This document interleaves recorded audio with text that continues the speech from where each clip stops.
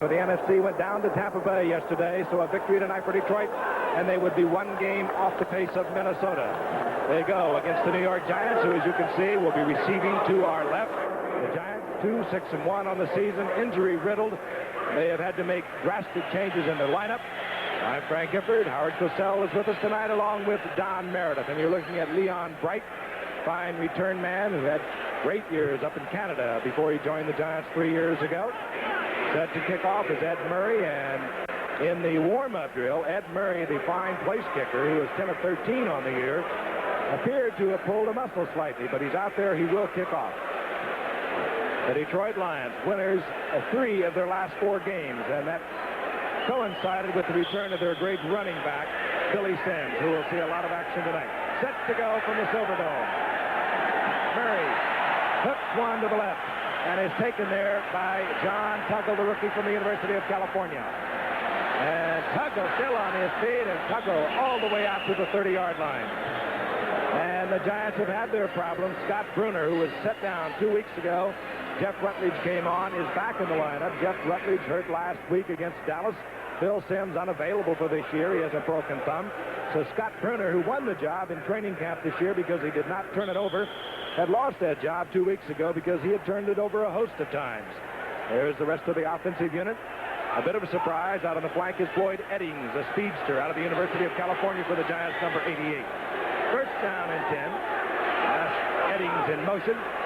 Play action by Bruner. The screen to the flanker, and it goes out to Ernest Gray. And Gray avoids a swarming Detroit defense for a pickup of about 6 yards. It'll be second down and 4. Defensively, the Lions are also hurt. Their fine pass rusher, William Gay, unavailable tonight with an injury. Good, solid linebacking core. Perhaps the best of it, at least in the pass department, is Jimmy Williams. A secondary that's also hurt. Over in the right corner, Bruce McNorton has replaced an injured Al Latimer. Much at stake tonight for the Detroit Lions. For the Giants, 2-6-1, respect. Second down and 4. Eddings again in motion. Rob Carpenter, of course, the single setback. He'll work to the right. And Carpenter falls forward over the 40. He'll have a first down for the Giants. Carpenter, the bread and butter man, ever since he came from Houston in the Giants playoff season of 1981. Carpenter, a solid player, not a great player. Started off big this year, fell to a 2+ yards per average per game in the recent games, but yet effective in the Giants' scheme of things. The first down just over the 40-yard line. The Giants have been moving the ball offensively, but they get in enemy territory and they can't score. And this is Butch Woolfolk. He's a favorite, of course.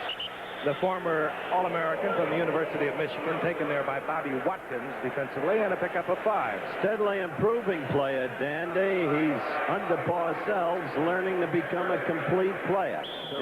In the Bo Schembechler scheme of things, you'll remember he did everything right for Bo, but didn't get the opportunity to do the greater number of things he's doing now, particularly pass receiving. He's been really very effective there. Long gainer.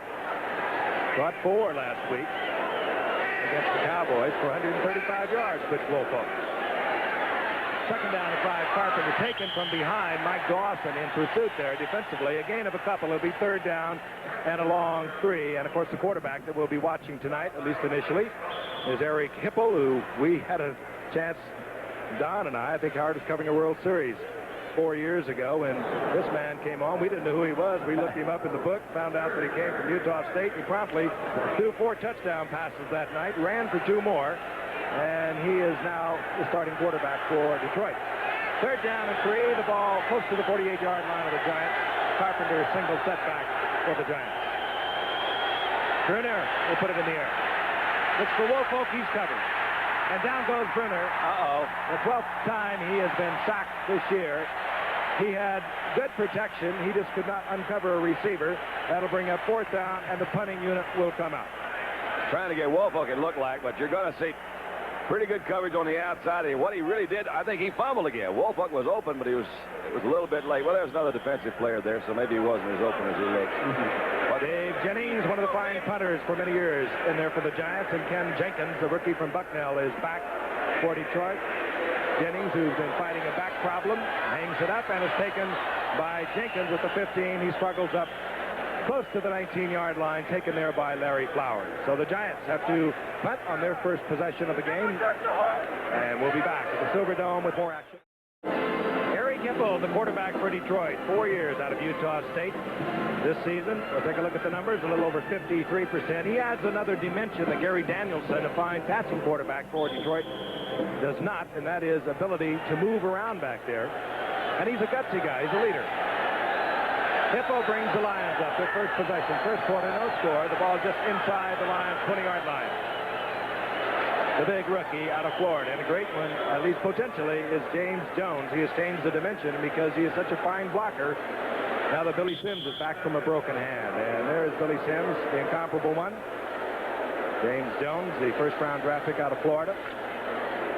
Dorney, one of the fine blocking tackles in pro football on the right side. They like to run behind him. And they like to put Jones through the line of scrimmage and put him into a linebacker.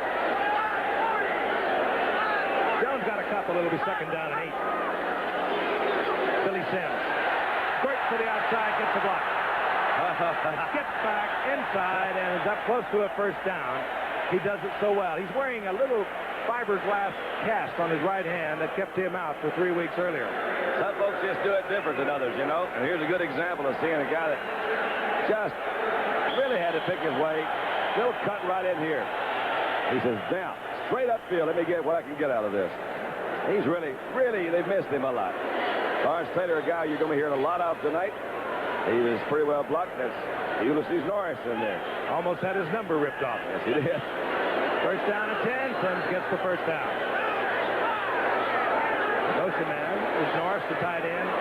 Sims again. And again, Lawrence Taylor taken out of the play nicely as Sims explodes for close to 7. Let's take a look at this defensive unit. It is back where they like to have it, except for that front line, and they are all makeshift. Hardison's moved over to the left side because of the loss of Curtis McGriff. They're down to the third nose tackle, Jerome Sally. But the big man back in there, of course, is Harry Carson, an all-pro inside right linebacker. With secondary, and Terry Jackson out there playing on a very sore knee. And a penalty being discussed. It'll be a procedure call against Detroit. It'll back them up. Hipple is very upset with the call. Obviously, it must be something. Illegal formation, number 72 offense. He played on the end of the line of scrimmage, did not report that he was eligible. Still first down. It was a funny kind of a formation they had. They had both tackles over on the same side, and Dietrich was on the end line. Therefore, he was an eligible receiver, and you've got to tell that official that you are, and he did not. And they're doing it again right now. Both tackles on the right side. Sims, and he runs into Lawrence Taylor after he picks up about 3. It'll be second down and 12. That's an interesting confrontation, fellas, between Lawrence Taylor and Billy Sims. Billy came over to our hotel today where the Giants were staying, especially to see Lawrence and Harry Carson, too, for that matter, both old friends. And he spent the whole afternoon kidding Lawrence. We're going to block you out. There'll be no intercept as there was last year when Taylor turned the game with a 97-yard interception return for a touchdown. And he said, I'm going to be running around you all night. Second down and 12. Hippo, and down goes Hippo. He's sacked by Brad Van Pelt, the 11-year veteran who is a popular player still here in the state of Michigan, of course, out of Michigan State. Fred lives only 50 minutes drive from here, as you look at that. Two-time All-American at Michigan State. And he's got the whole Van Pelt clan down here, and there are a lot of them for this game. You know, he doesn't look that much different right now than he did when he played at Michigan. A lot of those pictures look like two different folks. Brad's held up pretty well. He was a rover back, a safety. The Giants tried him there. Didn't work. They tried him at tight end. He's been all-pro as a strong side defensive outside linebacker. Third down and a bundle, and out of the shotgun. Flags are everywhere. Motion over there on the Detroit. Hippo. And Hippo out to the 35-yard line. There was motion, as I'm sure you saw. Harry Carson was there defensively for the Giants against Hippo. You're talking about Billy Sims telling Lawrence Taylor he's going to run at him. You know, you see that. Lawrence is so fast, Howard, and, you know, we've commented every time we've seen New York what a terrific athlete he is and all that sort of good jazz, but he's not the biggest linebacker. So one good way that a lot of offenses try to neutralize that, they go right at him. Don't let him pursue. He'd have to fight off big blocks. So maybe that's what illegal motion, number 61, number 81. Offense, decline. Fourth down. Detroit with a pair of men in motion. That's what Sims was telling us. We're just going to come at you, fella. That's all right. So look at it. You ready? And he's ready. And, of course, on the third down, Hipple did not get the first down. The penalty declined. Mike Black, the rookie pick from Arizona State, who replaced Tom Spadani at the beginning of the season, is in there to punt. And here's a man who refuses to fair catch it 102 times, and he almost lost body and health here a year ago when Leonard Thompson really unloaded on him. And Thompson is in there, and he'll come down on the punt. Leon Bright just will not fair catch the ball. Boy, that guy could have blocked that. Blocked. Flowers. Gets a bad kick. And it takes a giant bounce back to the 31-yard line, and it did look as if Flowers had an opportunity to block that, maybe pulled up because he did not want a running into the kicker. We'll be right back. A little more than 9 minutes remaining in the first quarter from the Silverdome, Pontiac, Michigan. The Giants put the football against the Detroit Lions. No score. First down and 10. The ball just over the 30-yard line. Rob Carpenter tries left side, and he's buried over there. Good surging defense. Doug English, who's having a great year, along with Jimmy Williams. Remember that game, Giff? Zip, zip. Augie Leo missed 3 field goals for the Lions, and Ward Cove missed 1 for the Giants. I remember it well. I remember Mother woke me up and said, "You won't believe what happened today." I said, "What?" What did you say? I said, "What, Mom?" She said, "Nobody scored up here in Detroit." There was a loss of a couple. Good play by Williams and English over the right side. Second down and 12. No flags. Now there's a flag down late as Bullock, the tight end, collects the football up around the 35-yard line. That flag came late. I don't think it was because of Detroit movement. Our referee tonight is Dick Jorgensen. Yes, it was. It was. They caught him, and they caught him late. Bill Parcells, of course, in his first year with the Giants. What a way to start out. This man has had multiple problems. He sure has, Frank. Sad thing, the loss of his great friend and critical assistant coach. Number 66, defense, still second down. Ledbetter, who suffered that terrible coronary, and then Thursday night passed, his father suffering or having a triple bypass, but recovering nicely, it seems. Doing well. We wish him well. He's in St. Luke's Hospital in New York. Second down and 7. The ball is close to the 35-yard line. With Woolfolk, right side. Good move, foot. Woolfolk got a block for Brad Benson, and he pops it over midfield, close to the 44-yard line. Alvin Hall defensively, but Brad Benson came from way on the left side, just ran right over the top of one defender, and Woolfolk read the block, got the extra yardage. A little counter play, and you are going to see Brad Benson, number 60, right out in front. Butch is getting smarter. He says, "I'm going to stay right behind Brad, let that guy tackle Brad." And that's what he did. Trying to get that misdirection play, counter play, whatever they call it. Start one way and come back to the other. Try to get the defense flowing and then come back against the grain. It's first down and 10. The ball at the 44-yard line of Detroit. Rob Carpenter in the middle. Runs into big Mike Dawson after a gain of 1.5 yards, perhaps. It'll be second down and 8. Again, I'll mention as we look at Mike Dawson and William Gay, who was leading the NFC in sacks through the first 9 games of the season. Unavailable tonight. Sprained ankle, but on the right side over there, number 78. If you like to watch line play, take a look at him. Doug English is having a great year. He is exceptional. Truly great player. Second down and 8.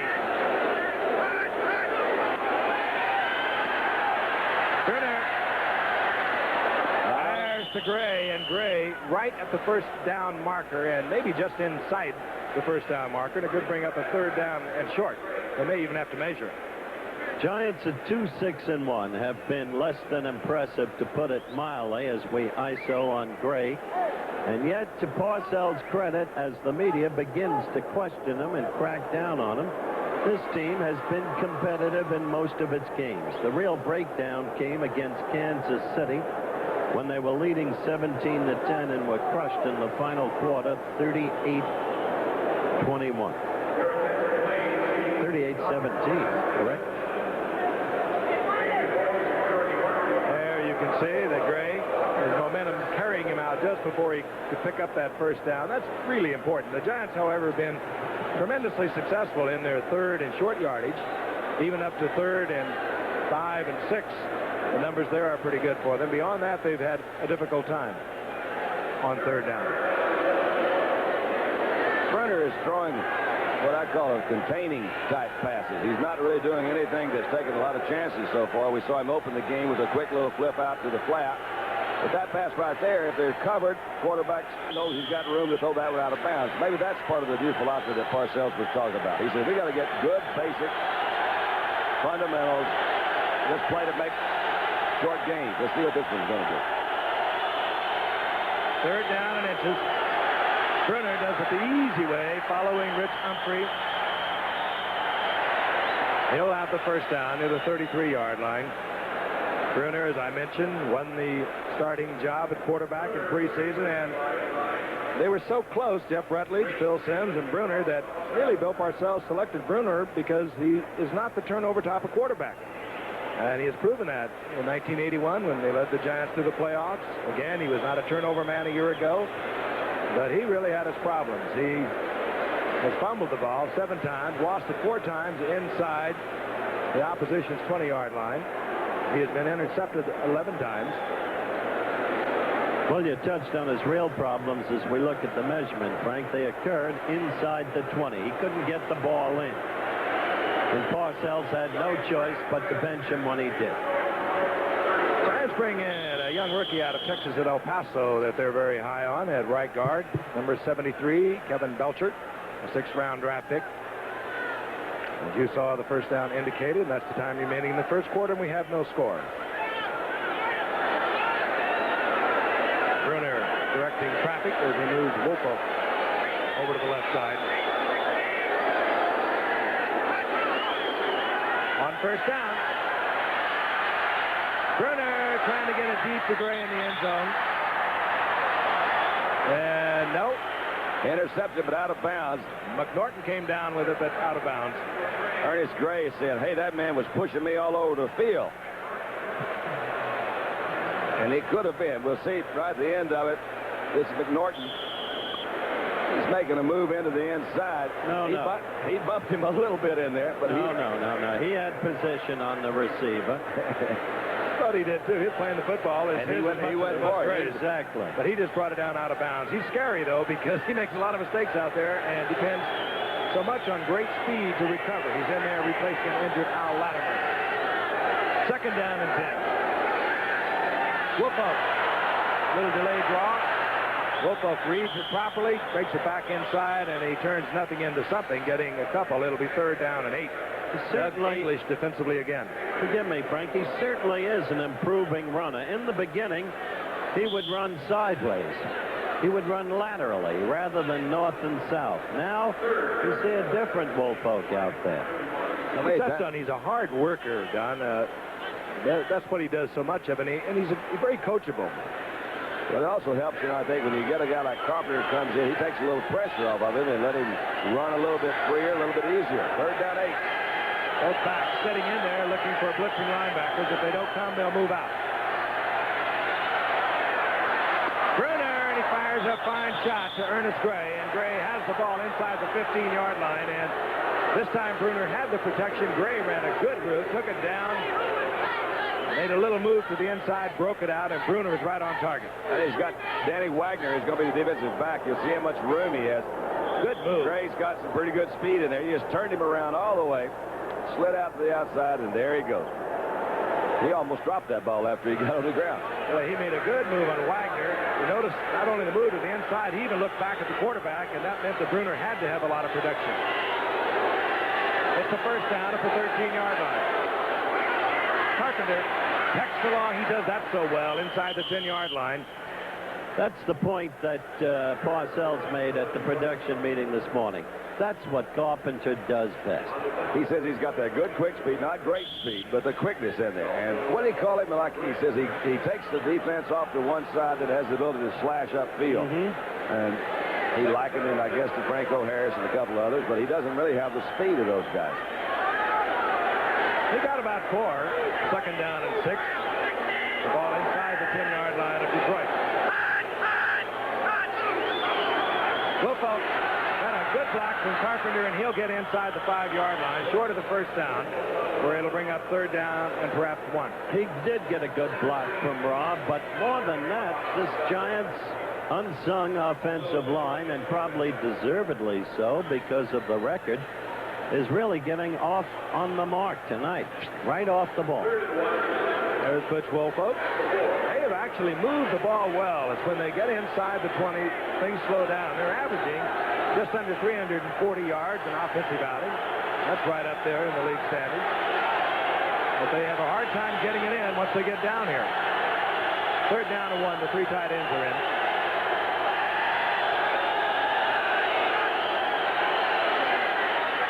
Carpenter, but you heard the whistles. Too much time, Frank? I think the 30-second clock will run down. I think so, too. No And they will be assessed 5, and they have done this all season long. That's exactly the point. They get down there, and then the key mistake. So they'll be backed up 5 yards. That was yardage for a first down. Delay of game, offense, 30-second clock expired before the snap.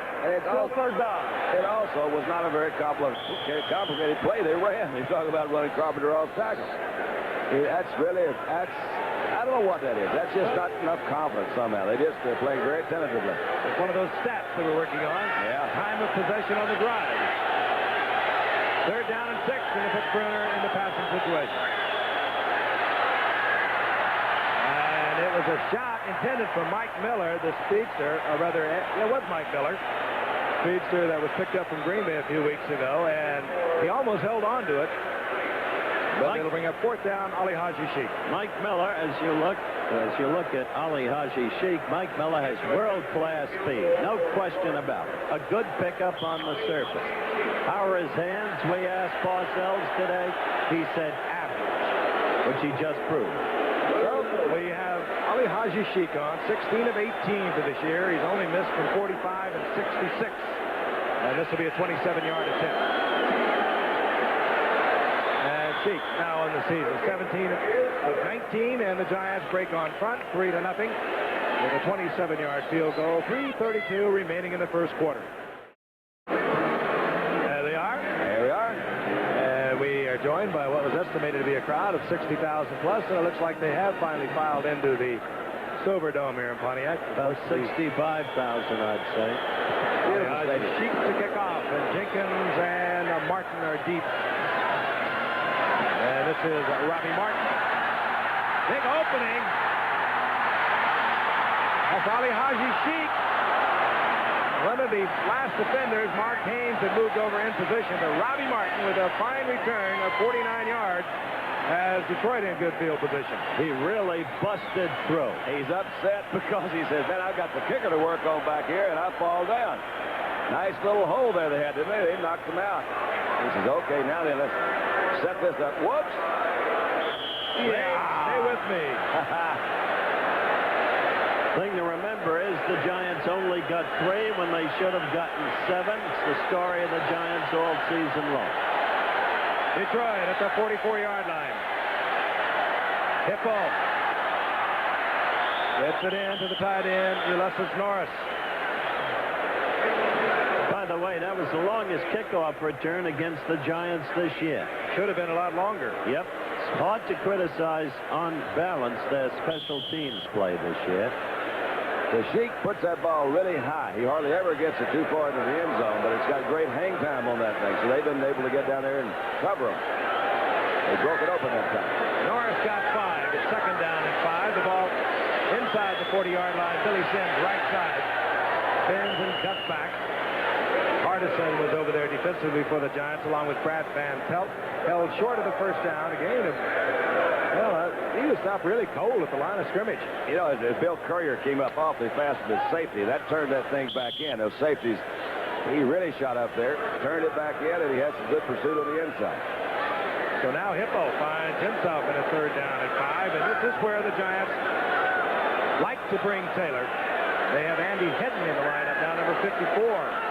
Very fine blitzing linebacker. He'll be at the top of your screen, and they like to send him. And the Lions out get against the Giants. The Giants in a blitz. Billy Sims around the right end inside the 5-yard line. Now, that was a call. That was a good call, wasn't it? That was a call.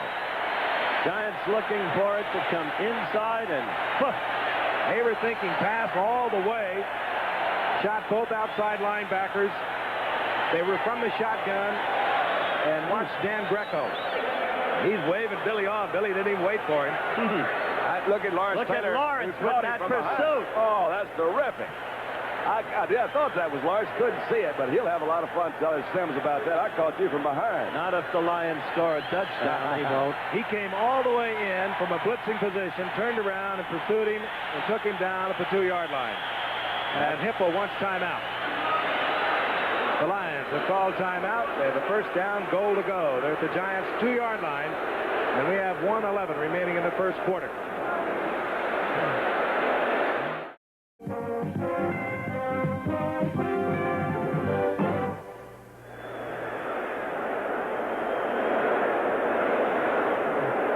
Closing second, Lawrence Taylor ran down Billy Sims. To Billy Sims' credit, he was trying to break it back inside, and Billy Sims had to come off the field, and I think that was what caused the timeout, a wasted one on the part of Detroit. And now Billy Sims, during the timeout, was treated on the sidelines. He's back in the lineup. Billy Sims needs one more touchdown to tie the Detroit all-time career touchdown mark. And they like to give it to him down here, too. Like this. He saw that line, didn't he? You see the end zone. A great back like Billy Sims will get there some way. That's the difference right there. Lions got it in. If they execute the conversion, they get 7. Billy Sims is as fast as any man in the league for 40 yards. After that, he slows perceptibly. But basically, it's a 40-yard game, and that's enough. That's a great move there because Harry Carson, strong as he is, had Sims not gone down low, Carson could have got him out of bounds. Terry Kennard came in over there, too. Kennard, we're going to hear a lot of tonight, I think. Playing very well for New York in that secondary. He is now. Murray, flag is down.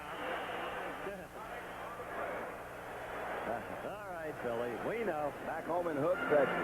Remember the Monday Night Football superstars? What upper body strength. Oh. He'd lift up that weight so easily until finally just couldn't keep up with Lawrence and Gastineau. Unsportsmanlike conduct, leverage, number 10, defense. Van Pelt. The extra point is good. 15-yard penalty on the kickoff. And that should help Ed Murray, the kicker, because as we told you, he has a pulled muscle from the workout before the game. Tonight, one of the league's young superstars steals a pass in the game as Spartus, America's sports vitamin, presents NFL Classic. Lawrence Taylor, the Giants' sensational second-year linebacker, already has games he totally dominates. Last Thanksgiving against Detroit, he capped the day's performance with a brilliant interception and 97-yard touchdown run to seal an inspired victory for the young New Yorkers. He's got the Giants and their fans thinking championships again. Billy Sims gets his 38th career touchdown. He's not been around that long. He's going to have incredible marks now in only his 4th year, just rewriting the Lions record book. There is Leon Bright. He's deep. 15-yard assessment, unsportsmanlike conduct. So Ed Murray will kick from midfield.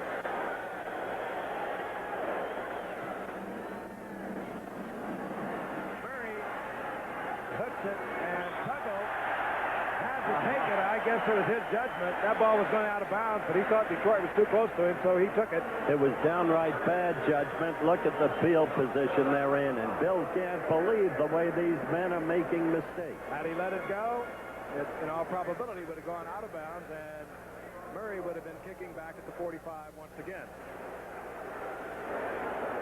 As it is, the Giants will have a 1st and 10 at their own 12-yard line. For the Lions, they are 4 and 5. Minnesota got knocked off yesterday by Tampa Bay. They are 6 and 4. Green Bay's 5 and 5. Detroit, with a win tonight, would be 5 and 5, joining Green Bay 1 game behind Minnesota in the NFC Central. That's what's on the line for them. On 1st and 10, Bruner's back. This is Carpenter. Carpenter ends right into Gary Cobb. Dunn did a good job playing off a block out there. Carpenter appeared not to give him too many moves. Let's just kind of brush shoulders, and we danced on out. A good move by Cobb. And Monty Clark with his Ben Franklin's on. That's a new little cosmetic trick. Great offensive lineman for Cleveland. Played in a couple championship games with Monty Clark. Forged the offensive line of the unbeaten Dolphins, pinwheeled by the likes of Jack Langer and Larry Little and Norm Evans. Carpenter just got 1 yard out of that screen.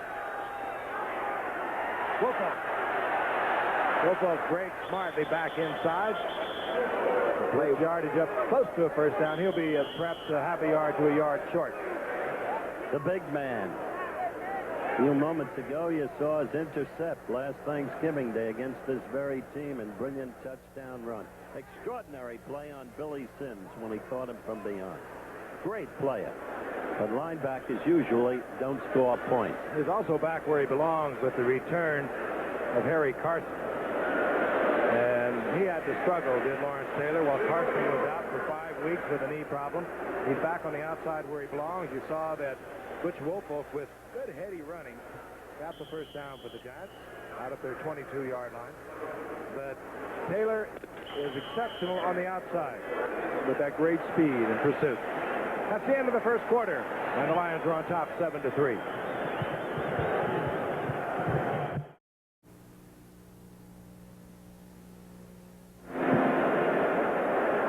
We begin the second quarter with Silverdome, Pontiac, Michigan, and the Giants have a first and 10. The ball near their own 23-yard line. They're down 7-3.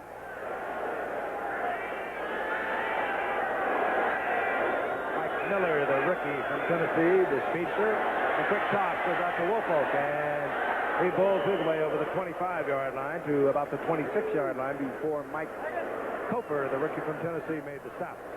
First quarter stats. Giants leading, first downs, rushing yards equal, passing yards, Giant edge. Turnovers none, Giants edge in time of possession. But that's been true much of the year for the Giants. Their pattern of play continues. They don't capitalize. Long drives, controlled short passes, an occasional run that will break for some yardage. Witness Woolfolk tonight. But then the breakdown when most it counts. The other team capitalized. The Giants with 33 turnovers on the year, coming in to tonight. Tops in the NFL after 9 games. Woolfolk bobbles it right there. And the Lions are all over it. But it was close to being out of bounds. Ken Cincinnati made the hit. Woolfolk fumbled ahead, and the Lions have the football, and they will be deep in Giant territory. The 34th turnover of the season. Alvin Hall, I guess, was the one that came up with it, but Frank, you're right. The Lions almost kicked that thing out of bounds. We'll see it again. I didn't see who hit him. Because they didn't fall on it and sought to pick it up. What? No man, Benson. There is Gary Cobb jarring the ball loose, and everyone's after it, and it almost gets out of bounds, and the Giants would have retained it for a first down had it gone out of bounds. Such is not the case, and the Lions have field position at the Giants' 36-yard line. Alvin Hall recovered that by default. Nobody wanted it. Dars in motion. The flea flicker. And a man open. It's Mark Nichols, and Nichols will have a Detroit Lions first down. Not badly covered by the Giants, considering it was a rather startling play on first down. Frank, Sandy, I can't remember so many flea flickers as we look at an end zone replay as we've had this year. It started in the opening game, Miami against the Jets, when Shula advised the officials before the game. Remember, if my quarterback's in the shotgun, he becomes an eligible receiver. You know, it's really funny because I promise you, I think I dreamed this last night. I don't think I ever did that in my life. Look at it. Big opening for James Jones, and Jones gets down close to the 15-yard line for a gain of 4. And there is Alvin Hall, who came up with the football. The Miami University of Ohio. Found him, as Monty Clark told us, in the Gong Show. The Gong Show meaning the workout in the spring for free agent tryouts. They run them down the field, and if they don't look like they're going to survive, they gong them, and they're out of here. But Alvin Hall is now the starting free safety. We've got a second down and 6. Billy Sims. Tim's got away from Brad Van Pelt. It should have been a 2-yard loss. He turns it into a 3-yard pickup. You talk about a super effort. You talk about a talent. Look at this guy. He's almost gymnastics, Don. Well, he really is, Frank. He stumbled a little bit right there, but it's the balance. You know, the only thing you can say about that is just enjoy watching him do it, because there's very few that can do it that way. Nice going, Billy. In the Monday Night Football Superstars, for 40 yards, he was head-to-head with Lofton. And then suddenly, pneumonia after that. 3rd down 4. And the Lions will work from the shotgun. They got another flea flicker plan. If that's a lateral, that'll be a live ball. That was a pass, I think. But Hipple made a mistake. They're going to call that a lateral. That could have been taken. They're marking it right there where it went out of bounds. And had the Giants been up there alertly, they could have gone all the way. Now, Terry Kennard, their number 1 draft pick, is the man who is down, the rookie from Clemson. Hipple had a little lapse of memory over there. He kind of relaxed. That ball didn't. I thought it was a pass, but they call it. Let's look at it again. We'll see what we come up with. Hipple will give it to Jones. He'll try to get it back to Hipple, and I think Hipple forgot he was on the other end of it. I think you're right, Don. One of your basic sandlot plays. All right, the old Glenn Dobbs jump pass. And that was a lateral, and they will mark it at the 17-yard line, and they are still working on Terry Kennard, who seems to be in intense pain. He is down to being treated at the right ankle. Yards of tape being used on Terry Kennard. He got up off the field and ran off the field, so it could not be too severe an injury. And meanwhile, the Lions are confronted with 4th down, and they have brought out Eddie Murray for a 35-yard field goal attempt. Quarterback Hipple is the holder. And no deception here as Murray pops it through the uprights, and the Lions now lead the Giants 10-3.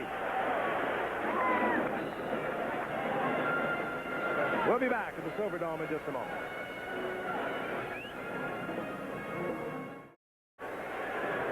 Bright settles in at the goal line, awaiting the kick of Ed Murray, whom we told you earlier keeps shaking that leg out there.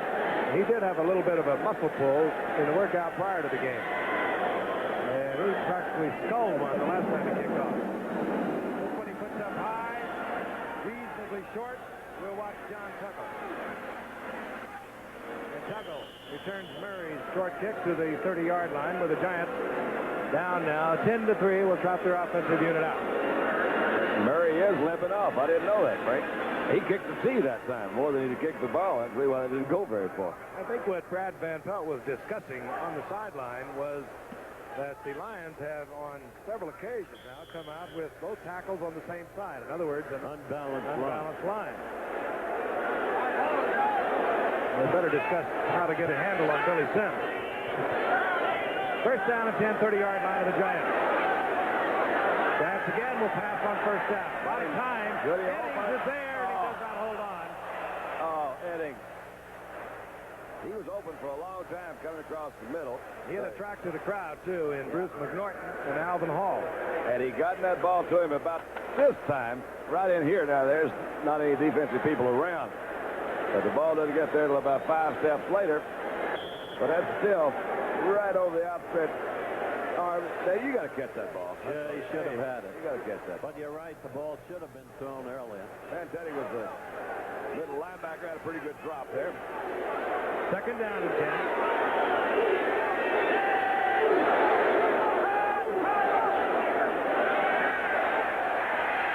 Now, Ritter steps out of bounds. He'll pick up about 3 yards on it. It'll bring up a 3rd down and 7. Curtis Green making sure that Bruner made a wise decision and got out of bounds. I tell you, they have had a hospital ward since the start of the season, in fairness to them. They're overbuilt up in the preseason. Many media people in New York, I mean many, picked the Giants to be in the Super Bowl. Well, that's not over. That puts a needless pressure on them, too. Some of them actually believed it. That hurt, too. 3rd down and 7. Batted away and almost caught. And now they're saying no, incomplete. It'll bring up 4th down. And now comes the punting unit once again.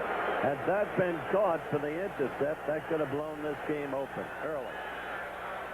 Dave Jennings averaging a little over 40 yards, but he's been kicking many of them in close. He leads the NFL in kicks out of bounds inside the 20, which usually is an indication with a short average of 40.4 that he has been kicking in close. You got to look at Ken Jenkins, the rookie from Bucknell, via the Philadelphia Eagles. Jenkins, well, he took a chance, but it didn't work too good. Hustling down there was Mike Dennis. That'll be 1st and 10 for Detroit. Coming up here on ABC this Saturday, 3 o'clock Eastern Time, 2 Central, 6 o'clock Pacific. Howard Sports Feed, Emmy Award winner, followed by a great college football slate, live at 3:30 Eastern Time. Undefeated and 4th-ranked Georgia goes against 3rd-ranked Auburn. If Georgia wins, they'll clinch the SEC title and the Sugar Bowl bid. That'll be their 4th consecutive time. Auburn, of course, has a great tailback in Bo Jackson, the top all-purpose yardage leader in that conference. And the number 2 rusher. A.G. Auburn has some football team, and that should be quite a game. Also, Nebraska, number 1 ranked Nebraska, going against Kansas. They may score 80 this week. And so getting up for Detroit is August Curley. He's a rookie linebacker out of USC. And a fine football player on their special teams here. That kick runner you mentioned, Jenkins, the rookie from Bucknell. What a story he's become here in Detroit. The Eagles let him go. The season well underway. He's already gained more yards returning kicks than the team that let him go had gained all season going into yesterday's 27-20 loss to Dallas.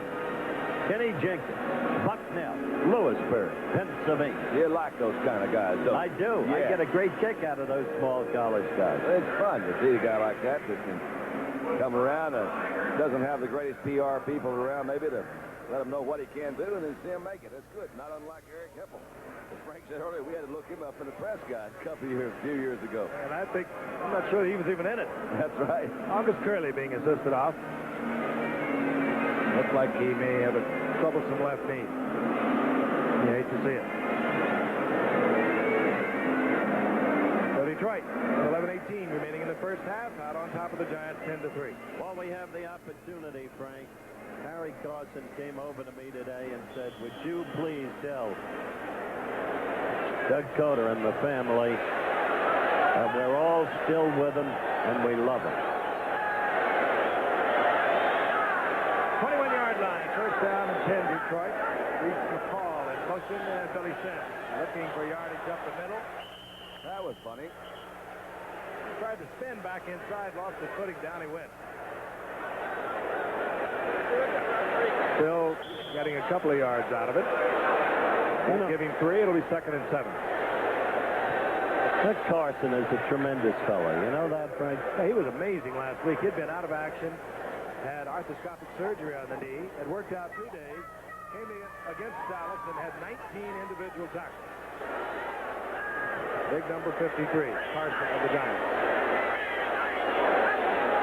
2nd and 7, the blitz is on. Taylor trying to get to Hippo and going underneath to James Jones, the rookie out of Florida. He fumbles the football and there's a mad scramble. I think the ball was they've dead. got it, and Detroit says we have it. Ball was real dead, and it was a proper call. And that will be 1st down yardage. They picked him up pretty good. You see Billy coming out under, trying to get across. Got James over this side. James may go. You know what? That wasn't a fumble. I thought it. Yeah. The old thing about if it hits the ground, it can't cause a fumble. But I believe he fumbled before he hit the ground. Seemed that way in the replay, I must confess. Ruled a 1st down pickup for Detroit. They have it at their own 33-yard line. This is Jones again, and the big rookie crawls forward for about 4 yards, but a flag is down. And usually when you get the flag where this one is situated, you're going to get this call, which is holding. James Jones has really changed their whole thinking for Monty Clark and his offensive unit. That's Ted Marchibroda with him. But they can use this big man in many ways because he played with a pro-type offense down at the University of Florida. As a matter of fact, he had 68 receptions as a collegian, not to mention having great rushing years. Holding, number 52, offense, still 1st down. And while James, as Monty Sonny Clark pointed out, doesn't have the greatest foot speed in the world. He raved about his vision, his awareness, the ability to see everything on the field seemingly at the same time. I think it's going to be a great start. And he goes 228 pounds. Mott, the rookie center from Alabama, was holding for Detroit. First down at 20. Hippo pops it up, and Detroit is right there. He was Brad Van Pelt pulled it out of the arms, and it was quickly covered by the offensive right guard. That's Don Greco. Very alert play by Greco because that ball hit the ground and he was on it. And Hipple was just lucky. That's August Curley. They are looking at that right knee. He does have a brace on it already. And now a Giant is shaken up. That's Jerome Sally now. He is the third nose tackle the Giants have had in action. As we look at Hipple and watch Brad Van Pelt stick the arm in there, knock it out. And Greco was right there. But now the Giants, with Sally going to the bench, they lost Bill Neal the first game of the season. Jim Bird has gone on the injured reserve. He was the backup nose tackle. Now they're with Charles Cook. They just picked him up this last week. He was cut by the Jets. He was cut by the Giants earlier. He's there at nose tackle. Second down and a bundle for Hipple. Flag is down. Hipple gets the ball to Billy Sims. There'll be some more flags down because they got linemen down the field. And Sims works his way back across the field, but you're right, Don. Flags went down. Hipple ran around. Lineman went downfield. He threw the ball, and we're going to have a combination, which is usually what gets all the officials together. Holding against the Giants. Illegal receiver downfield. We'll do the whole thing over. Holding, number 10, defense, ineligible downfield on a pass. Number 52, offense, penalties offset, still second down. Steve Mott, the center for Detroit, was trying to get down there and get open, I guess. Well, that was a delayed screen out there. You're supposed to time, they work on it. Time now, 1, 2, 3, whatever it is. That's an amazing little statistic right there. Giants penalties and Detroit, the two most penalized teams. Well, you have to lead at something. Leaders are lonely, Frank. That's all right. Second down and 24. Billy Sims. Nice conservative call. Let's get it out there where we can maneuver a little more freely, and Billy Sims collects about 12 yards, and it will put the Lions in a third down and 12. There's the young man from Delaware, Scott Bruner. We've mentioned in earlier telecasts that whatever his shortcomings mechanically, he does have a sense of the game. His father, a football coach, he grew up with the game, all over it from the beginning, and he's got a presence, and he knows how to take defeat because he's had to learn that. Father John is Bart Starr's offensive backfield coach over Green Bay. Probably watching tonight as we watch Hipple getting away from what could have been an easy sack. And down he goes. He gets the ball free. And he fires it to Thompson out of the backfield. And we're going to have holding once again against Detroit. Lawrence Taylor, there's a guy that almost made the sack in there. He came in so fast he ran by it. All right, while they mark it off, we'll pause 5 seconds and allow our stations to identify themselves. WABC TV, New York. Lawrence Taylor stayed on the carpet. Looked as though he was shaken up a little bit, and I think what it was, he was just upset that he didn't get the sack. He had a pretty good shot at it. As Don mentioned, he blew right by him.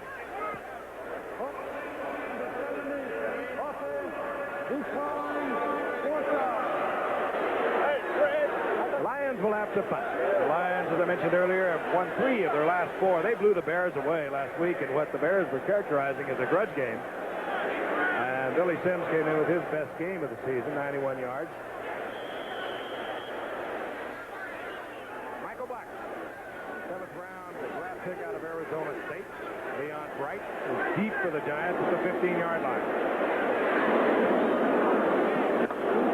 Oh, Black has hung one up there beautifully.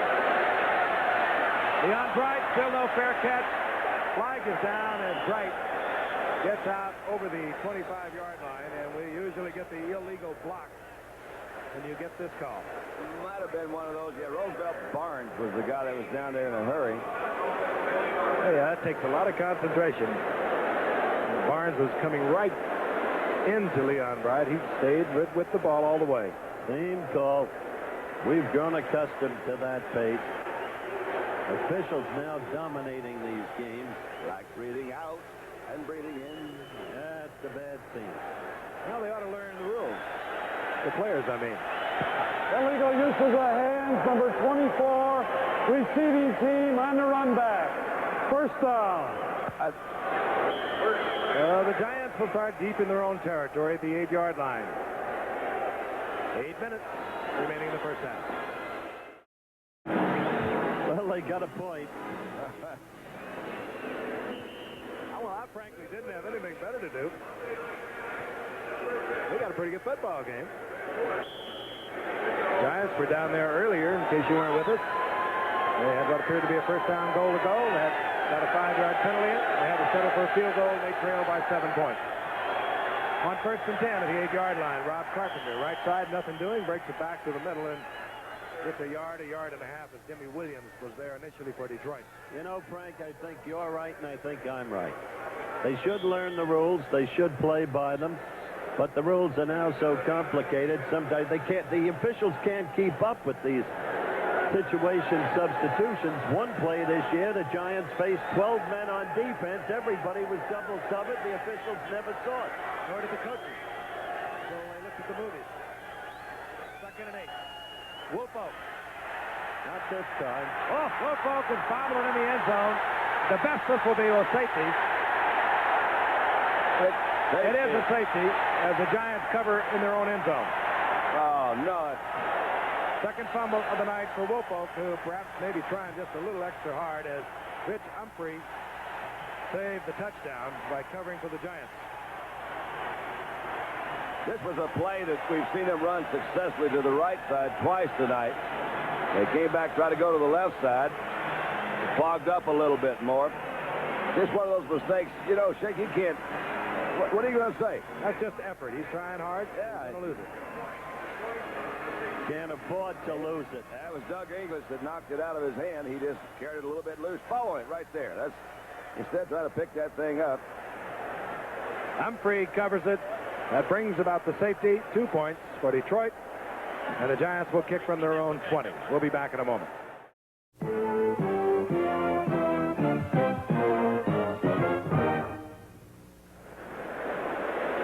You can put the ball in play after a safety, either with a punt or a place kick, although you cannot use the tee on the place kick.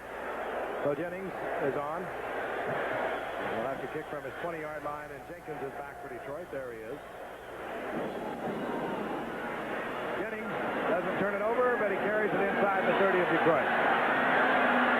Jenkins, however, brings it back close to midfield. Good little burst of speed there as Jenkins saw just a little bit of an opening, and he gets the first down for Detroit near their own 48-yard line on a 21-yard return. That's my kid from Bucknell, Don. Did you see him accelerate? He did. Oh, no. Got another guy down. Gosh, I hate to see that. Rob Rubik. Rob Rubik is down now. Earlier you saw August Curley go out. The report on him was a sprained knee, and there's a man who caused the safety and could just as well have caused the touchdown. He's having a great year, Doug English. He's Pro all Bowl pro. the last couple of years, and he had 9 sacks from that inside tackle position this year. In my book, nobody better at the position than in the league. Rubik got hit in the nose. Curley suffered a sprained knee. We've had that injury report.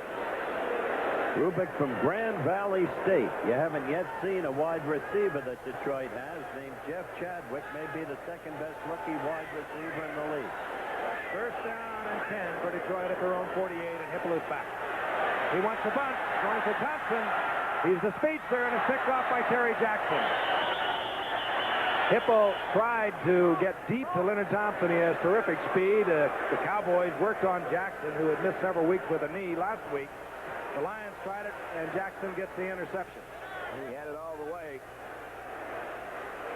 Barry Jackson, who hurt his knee in a Green Bay game that we brought you. Let's watch him. He's still bothered by it, but he actually hurt it, congratulating Mark Haynes on a goal line tackle.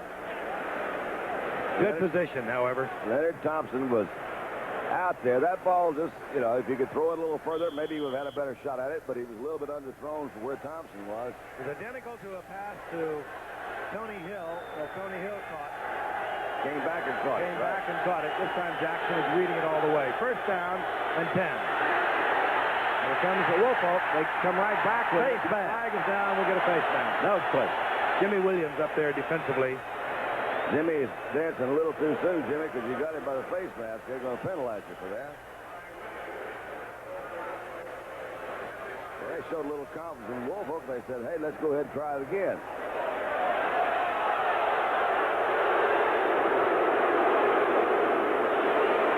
Like this. In replay, you'll see it clearly. Carpenter out on the lead one. Here he comes. Look at that. That's what he's got. Yeah, I think he got it. He kind of slipped his hand off there after he realized what he had, but it was a little too late. Not a flagrant call, so it'll be 5 yards, but an automatic first. There you go, Terry. So he congratulated Mark Haynes. That was a great one-on-one tackle. Although, I must say, the man running the ball at the time, Lewis, could have gotten in that defeat of Green Bay. Remember, What a strange way to be hurt, congratulating your own teammate. I don't understand this. They haven't used the first-down markers. Carpenter up over the 15 to the 17-yard line. Alvin Hall defensively there for Detroit. what a strange way to get hurt, you said. The Giants get hurt in the strangest ways. Martin's out. McGriff is out. Neal is out. And no man was ever hit in sustaining the injury. You realize that? Couldn't believe that. Bill And Sims was hurt on a freak, too.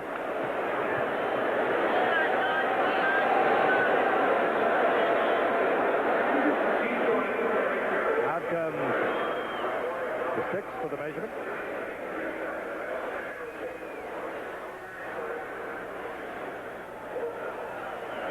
And there is more chalk work on the sideline. Detroit dancing around out there tonight. They're doing it defensively, too. They're shuffling personnel without William Gay in there. They are using a lot of Mike Dawson. Mike Fanning has been working on that defensive line. As an example of the three-man hurt without being hit, take the defensive end Martin. A great pass, a designated pass rusher. Very effective at his position. Suffered a herniated disc when he went into a new stand. That's the problem he's had. He's not even here tonight. And he has really got himself a problem with his back. We're talking about the Giants' fine defensive end, George Martin. Second down, you saw how much.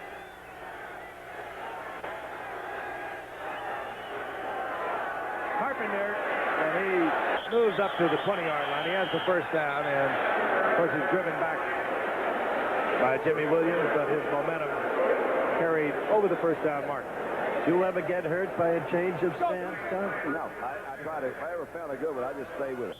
I stayed in one stance for about 9 years. Hut two. We'll take a look at it from the end zone for you. Bruner has high percentage number of pass plays on first down, but this time he moves to Woolfolk, and he is banged and hit hard. Doug English was there, and Jimmy Williams was there. His head is spinning a little bit. You see, Williams is going to come in a little bit late from his linebacker position. He had an outside coverage that time by Mike Cofer, and there he was.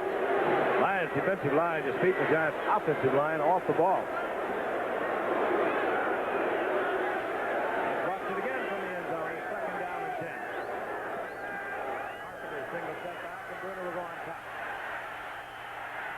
A lot of time, and Mowat, the tight end, is wide open. He's out over the 30, close to the 33, and a Giant first down. And that was it. A lot of time. He kept thinking somebody's going to get back there to Bruner, and they just kept him out just long enough. And old Zeke was standing there by himself right in the middle. This is the way the Giants typically move the ball. The short, controlled, high percentage pass. There it looked like a sack might eventuate, but he had forever. Hey, they keep covering him with linebackers. The Cowboys tried it a week ago, and he caught a 46-yard touchdown pass against them. He's noted as a blocker, Zeke Mowat, but he's turning into a pretty good receiver. Eddings has yardage close to a first down, about a foot short, stopping the clock with 4:38 remaining in the first half.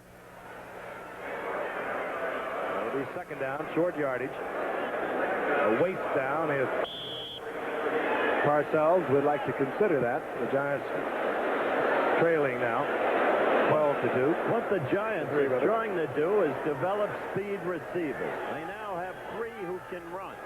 How well they catch may be another thing. That's the problem.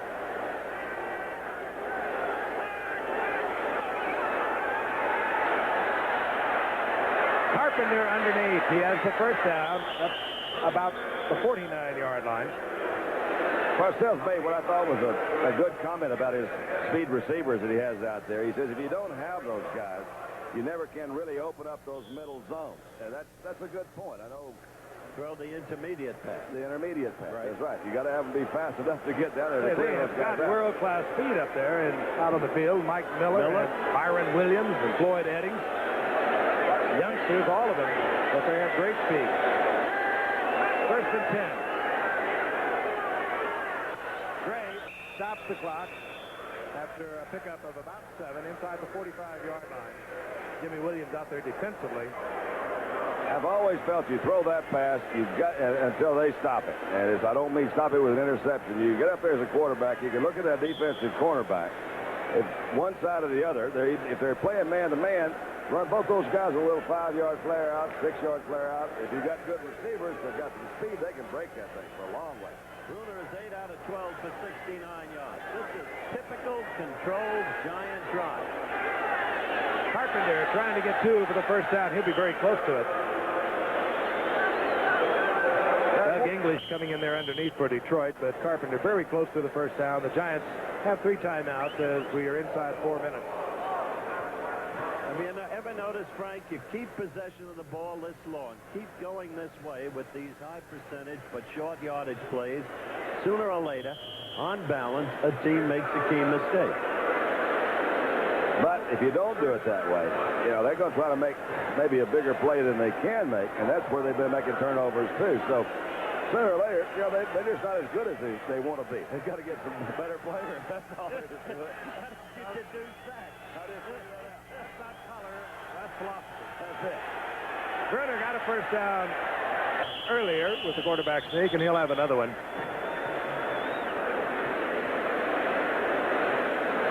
Well, next week, we've got Eric Dickerson.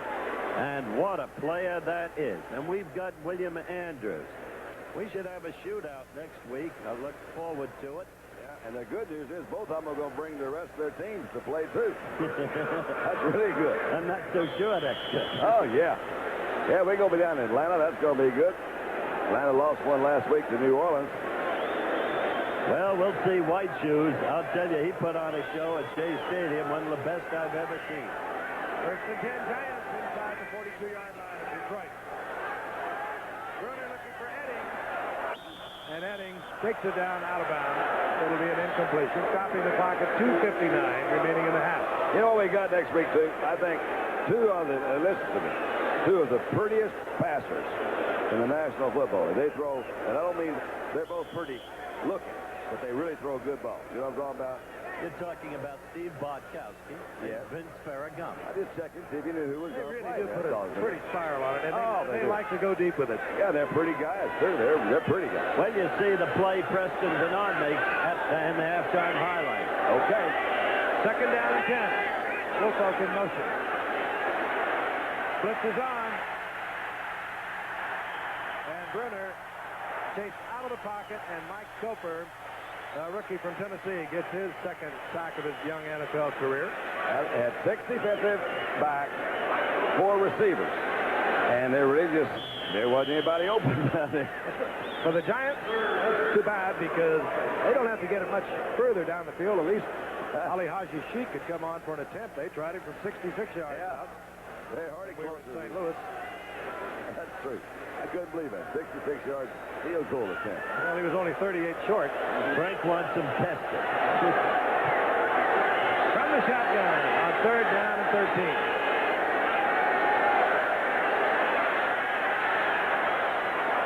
And this is Mike Miller, the rookie from Tennessee, picked up from the Green Bay Packers a little earlier in the season. He was a Packer 4th-round draft pick, and that will bring up 4th down. And we are waiting to see if we will get Sheik or Dave Jennings. And it's going to be Ali Haji Sheik, and it's going to be a longie. How about Ali?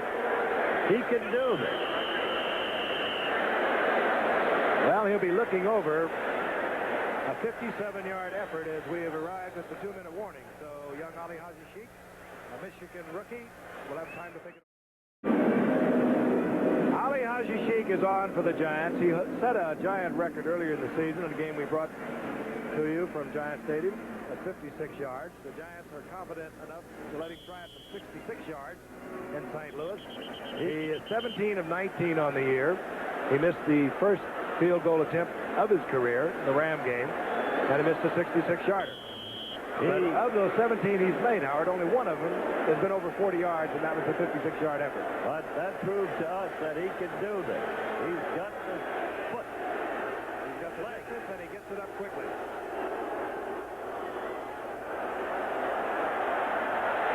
He has a new Giant record. 56 yards 5 weeks ago, 57 yards a moment ago. He is 18 of 20 on the year.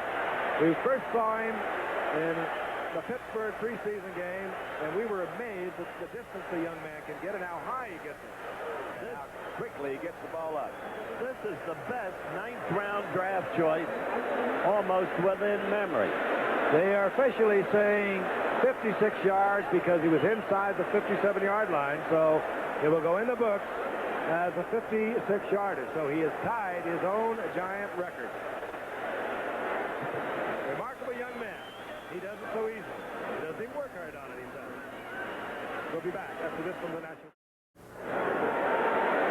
The preceding announcement brought to you by the National Football League and, of course, the Detroit Lions. Great tackle, Doug English.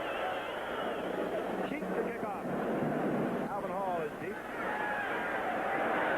But this will be Ken Jenkins. And Jenkins almost got another big opening, but the Giants corral him at the 25. He falls to the 26, where we have 1:49 remaining in the first half. And Detroit, because of a timeout they used earlier to rest Billy Sims, they have 2 timeouts. Going back to Sheik's kick, Frank, he had to have been helped to some degree, which takes nothing away from the man's remarkable kicking ability by the fact that it occurred here in the Silverdome. By the way, it's the longest kick ever executed here, but no wind factor at all. Bruner would have moved it back about 6 inches. It would have been a new Giant record. Sheik having, of course, kicked that 56-yarder against Green Bay. The Lions now lead 12-6. And they are looking for more points. They'll come from the shotgun. Quick shot out to Billy Sims. He looks for yardage. Decides he'd rather stop the clock at 1:43. Steps out of bounds after a pickup of 4. It'll be 2nd down and 6. One happy fella. He's easy, too. He's easy to deal with. Some kickers aren't. But he makes no big deal out of it. He doesn't even... So many of them are so exact. He just likes to have Bruner plop it down, and he just kicks away. Does not look unlike Chet 40 many years ago. Many years ago. 2nd down and 6. Again from the shotgun. Again, good protection. And that's the youngster we were talking about earlier. That's the free agent out of Grand Valley State, Jeff Chadwick. That was his 19th reception on the year, and he's averaging over 15 yards a try. 2-minute drill for Detroit. Again from the shotgun. Whipple again with the time, and he fires a shot, and it's complete to Billy Sims, who's short of the first down inside the Giants' 45-yard line. Detroit, again, with only 2 timeouts. They want to save them.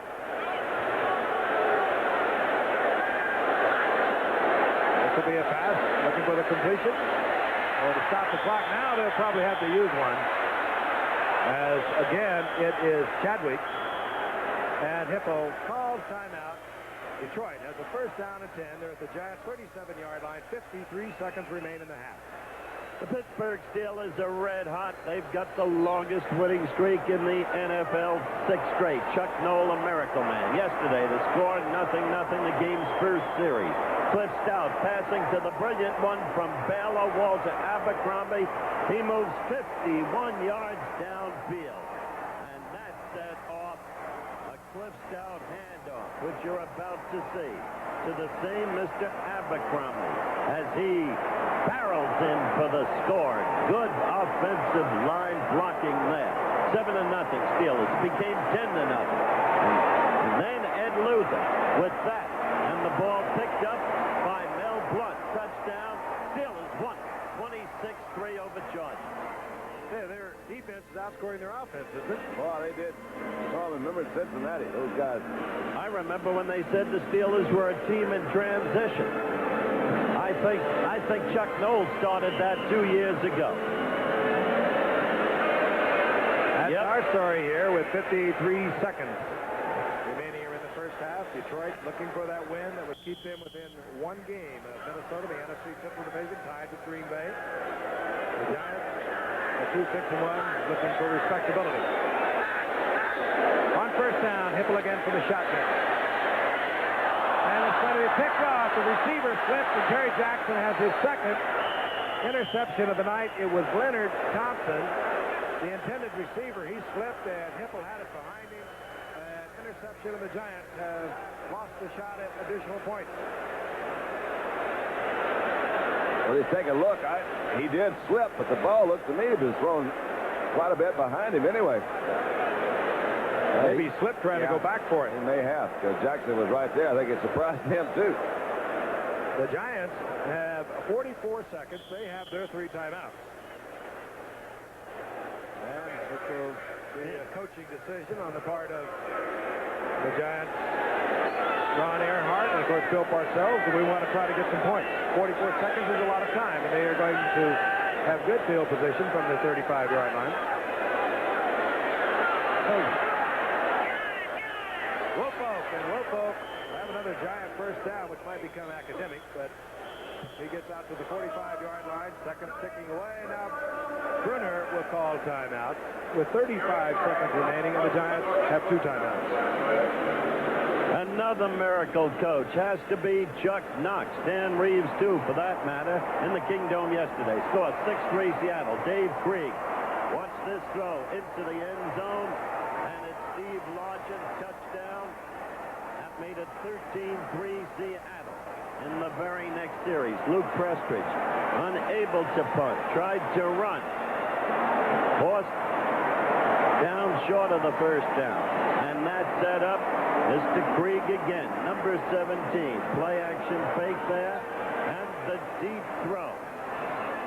Number 85, Paul Jones. And Seattle won it 27-19. And Seattle is for real. I tell you, that Chuck Knox is something. He has a way of just winning, doesn't he? He sure does. Bruner's almost in Sheik's range.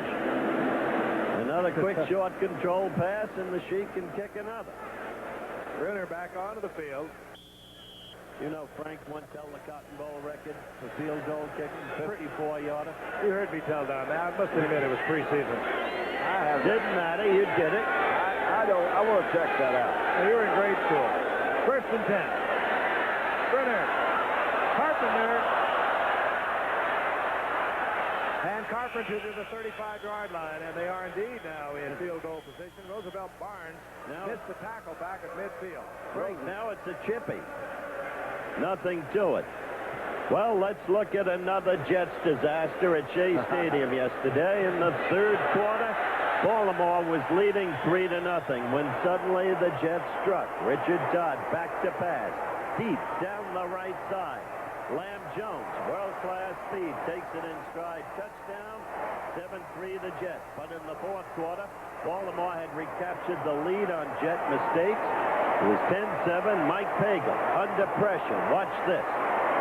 You will see 73 Klecko, and there's Klecko, and 99 Gastineau. Pagel runs right, looking downfield. throws a waffle ball in the air. Look at it. And Bobby Jackson delivers it on a tip to Curtis Dickey, and the Colts won 17-14.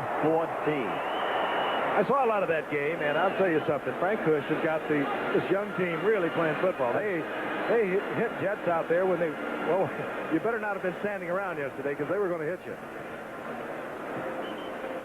And back to the live action Silverdome. 26 seconds remain on the halftime clock, and the Giants have one timeout remaining. Carpenter has taken it to the 35-yard line for 1st and 10, and Bruner back into the huddle. The whole story, Frank. 2 words. Frank Cush. Done a remarkable job thus far.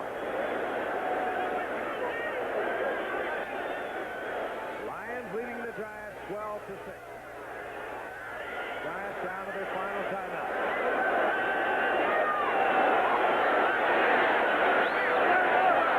Fired complete, and Mike Miller has the ball at the 27-yard line, stopping the clock with 21 seconds. Good call.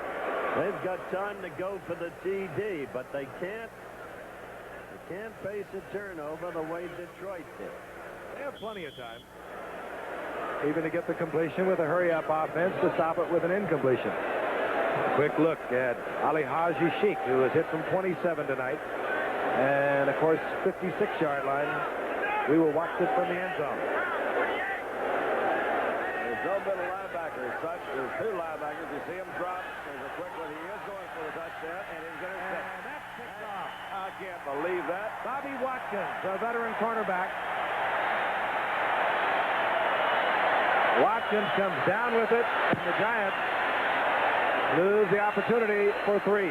I don't believe it, Bill. I guess you don't either. I'm sure that Scott Bruner was told if you go with that play, it's got to be perfect or overthrow it. He's yelling at him right now. Look at him. There's a hitch, he said. Where's the hitch? No one knows that better than Scott Bruner. Well, we got a good look at that from the quarterback standpoint, and there was no pressure on him. So he had his mind made up to try to go that 1 shot deep for the touchdown. And if you're going to miss them, as they say, miss them high and outside. That's right. Well, Bobby Watkins has found a home at that left cornerback. Came up as a rookie 3 years ago, and he has been a starter since he got here. Look at it again. He played it well. That one, you'd have to say Bruner should have thrown out of the end zone. 1st down and 10. Lions at their own 20-yard line. They'll run out the halftime clock. So Bobby Watkins turns back a Giant scoring threat. Bill Parcells visibly upset. They'll take his troops to the locker room. Well, they'll regroup. Monty Clark will do likewise. We are 12-6 at halftime, and we'll be ready for our halftime highlights after this message and then a word from our local stations. The score here in Pontiac, Michigan is 12-6 Detroit. Neither team playing well. Tonight's halftime highlights are being brought to you by Computerland, where you can make friends with the future. Computerland, a very special world.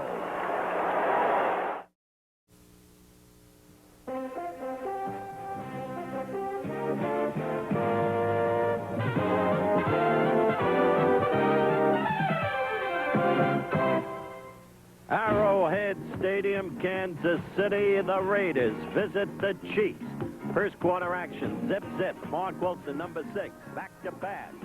Looking for his man coming out in the backfield, number 27, Frank Hawkins, hitting him for the game's opening score, 7-0 Raiders. By the 3rd quarter, Kansas City had come back, leading 13-7. Familiar figure, yes, Jim Plunkett, in for the injured Mark Wilson. And the long pass, his specialty, to Calvin Muhammad. Good for a lot of yardage, 45 to be exact. That set up the touchdown, put the Raiders at 14-13. But Bill Kenny in the 4th quarter passes to 35, Ken Thomas, and Kansas City led 20-14. On the very next series, Plunkett striking again, passes to the UCLA rookie Dokie Williams, 85, 21-20. Raiders led. They won it 28-20. Sullivan Stadium, Foxborough, Massachusetts. The Bills visiting the surprising Pats. And the score, 0-0 at this point in the contest. Joe Ferguson back to pass. He can be great, and he can have a lot of trouble, too, as he did right here.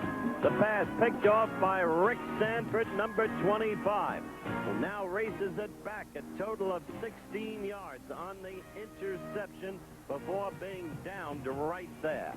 Number 14, quarterback Steve Grogan, the angular one, is doing a pretty good job this year for the Pats. Right there, he throws deep downfield to the fleet-footed wide receiver from Tennessee, Stanley Morgan, who had 4 receptions on the day for a total of 67 yards. And that led to the score, 7-0. Now Grogan striking again. He will go long to the back. Clarence Weathers, who is an excellent football player and proving it more and more every week. In for the touchdown. Look at him. 2 receptions, 98 yards. 14-0 Pats. In the third quarter, still 14-0. And Steve Grogan again teams up with Clarence Weathers. This time, it's 58 yards and a touchdown. And so, the Pats went on to win it 21-7 as owner Billy Sullivan congratulated his team.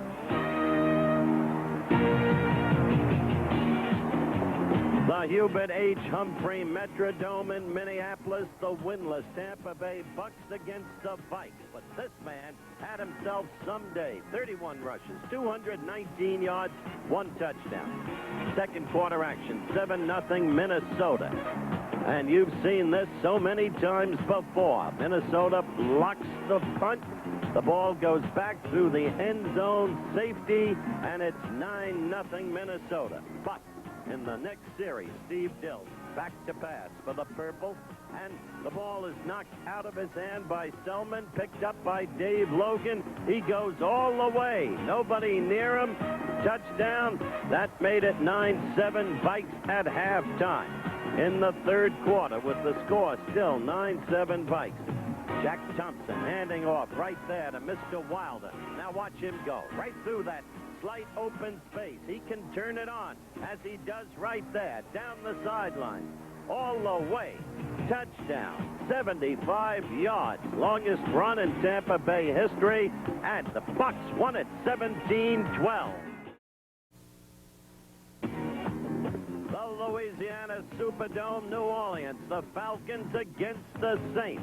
Second quarter, 10-0 Falcons, 2 minutes left in the half. Bartkowski back to throw. But not this time. The ball intercepted by 25, Johnny Poe, and that set up the Saints' first score. It became 10-7 Atlanta in the third quarter. 10-7 Atlanta. Dave Wilson handing off to 46, Hokie Gajan, who goes in for the score right up the middle, 9 yards, 14-10 Saints, fourth quarter. Dave Wilson pitching, as you saw, to George Rogers, the great man, number 38. Look at him go. 65 yards to the Atlanta 13-yard line. Rogers remains a dynamite talent. And that set up Dave Wilson's pass to a free agent out of Florida, number 89, Tyrone Young. Touchdown, 2010 Saints. The conversion attempt failed. In the Saints' very next series, they rolled again. And Dave Wilson, the young man at quarterback, in place of the injured Stabler, hands off to Hokie Gajan once more. And again, he spins right up the middle. Touchdown. The Saints went on to win it 27-10. They're tied for first NFC West. Anaheim Stadium, Anaheim, California. The Bears against the Rams. We pick up with second quarter action. Zip, zip. 1:30 remaining in the half. And there, the pitch from Ferragamo to the brilliant rookie Eric Dickerson. Barrels in for the score, 7-0 Rams. 14 seconds left in the half.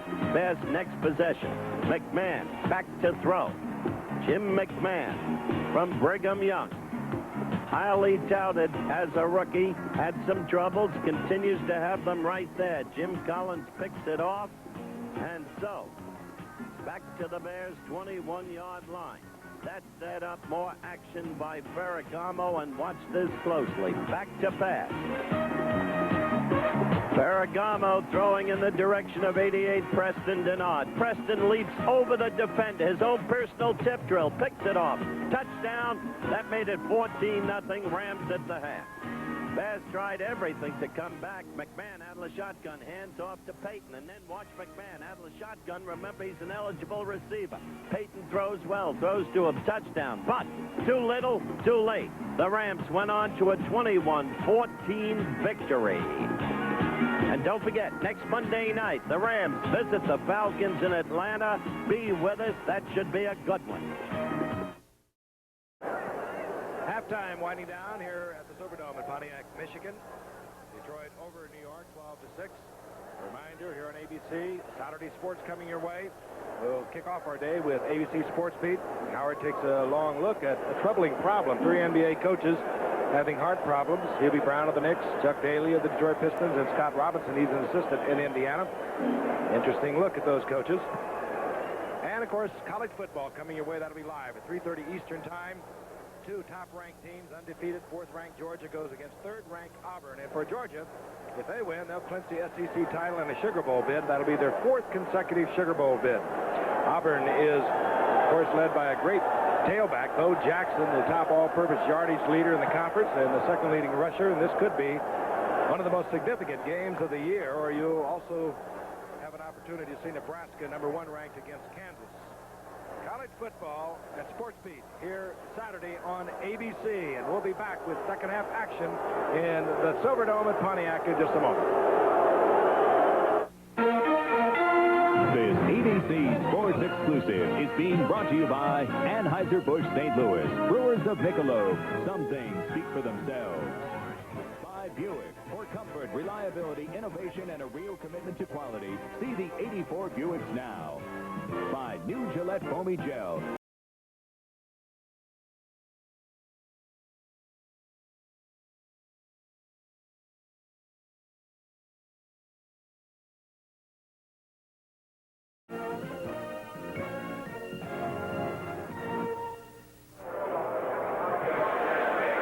Kipple in the first half, 8 of 10, 77 yards, a couple of interceptions. The Detroit Lions, however, out over the Giants 12-6 as we get the second half underway. Ali Hodges keeps the kickoff. Jenkins is deep. And this will be Robbie Martin, however. And Robbie Martin out to the 23-yard line. And Hippo leads the offensive unit out onto the field, coming off a big game last week against the Bears. The Lions, winners of 3 of their last 4, beat the Bears last week 38-17. Hippo was 12 of 19 a week ago. Over 200 yards. Got himself a touchdown and no interceptions. And, of course, Detroit, with a victory tonight, will stay within 1 game of Minnesota in the NFC Central Division, tied with Green Bay at 5-5.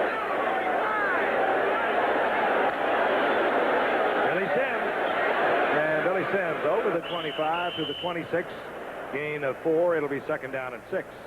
Let's take a look at the numbers. Well, from the first half. Beginning with the first quarter, Gipp, you saw the Giants with an edge, especially in time of possession. We move to the end of the first half. Giants have the edge, not the score, and that's the key. 2 Woolfolk fumbles contributed to Detroit field goal, and then a Detroit safe. Second down, long 6 for the Lions. Ball in motion and Billy Sims. It's a block from the fullback, Jones, and Sims tripped up, falls to close to the 30-yard line. Short of the first down, a flag is down at the line of scrimmage. Offsides. Giants will be offside. Billy Sims moves over to the sideline. You know, you're talking about these teams being the 2 most penalized teams in the National Football League. Number 56, defense, still second down. I wonder how many of those penalties would be what you would classify as mental errors, which I call offsides a mental error. That's just not paying attention, right? Right. Be a lot of them, I'd look at. Procedures. We saw the Giants run out the clock, get a delay of game when they had a first down goal to go inside the 5-yard line. They had to settle for 3 points. That was inexcusable. That was the worst. Dexter Bussey is in there for Billy Sims, and Bussey, who filled in for Sims when he spent 3 weeks on the sideline with a broken hand, is the all-time leading rusher for the Detroit Lions. He's up there for a first down. They need like 26 yards or something, Frank. I read something in the paper about Dexter from the Dallas area, and he says, boy, I hope I can get another 26 yards or whatever he needs. That's what he needed. Yeah. To go over 5,000 yards. It's hard to believe with those great teams of the early 50s that nobody gained over 5,000 yards. You think of Hunchy Hornsmeyer, Doak Walker, and, of course, the great receiving combination of Bobby Lane and Troy Fox in those championship years. Billy Sims, left side. Nick Pietrasani was kind of my vintage. That's right. He was a good runner up in here. Different game then, though. Jimmy Brown changed everything. All by his lonesome. Oh, Walter kind of slid in there yesterday, didn't he? Walter Payton. Got over 11,000 yesterday. Yeah, I love to watch Walter play. And Franco goes on and on. Yeah, he's a good guy, too. Gain of about 3 after second down and 7. Hipple with a rolling pocket. Gets it to the rookie from Florida, Jones, who loses his helmet and comes up about a yard short, and they're going to drop the flag. Taylor and Brian Kelly were both in there defensively for the Giants, and the flag is down. It should work against the Giants. Hipple with a rolling pocket, Frank said. Hank Stram is working the game on radio. He remembers by his precepts that he invented it in 1970. He finds them just catching up to him now. I love Hank. That's Tom Owen, who was signed by the Giants this past week. Here's the call. Call working against Brian Kelly. But Tom Owen was signed when Jeff Rutledge dislocated his kneecap against the Cowboys a week ago. And, of course, I mentioned earlier, Phil Simms unavailable for the rest of the season. Compound fracture of the thumb and the passing hand. Owen's been around with the 49ers, New England, and Washington for 9 years. And the Giants needed a backup, so they got it. First down and 10. There was movement, and yet no flags. Billy Sims over the left side and just bolts his way into Giant territory. Gain of 5 to the Giants' 48. I guess the Giant, who showed the movement, got back in time, but it did look like an offside. Here's the ISO on Sims, Don. It appears to me that Brian Kelly is going to make a tackle in here that he'd not been there. Get Billy out that open. Billy could have picked up quite a bit of yardage out there. Got him by the foot. Second down and 5. Jones and Sims, or rather Jones and Bussey now the setback for Detroit. Jones trying to get the quick opener for the first down. Is held to a yard pickup. It'll be third down and 3. The Lions won their first game of the season against Tampa Bay. Then they dropped 4 in a row. Now they've come back to win 3 of their last 4.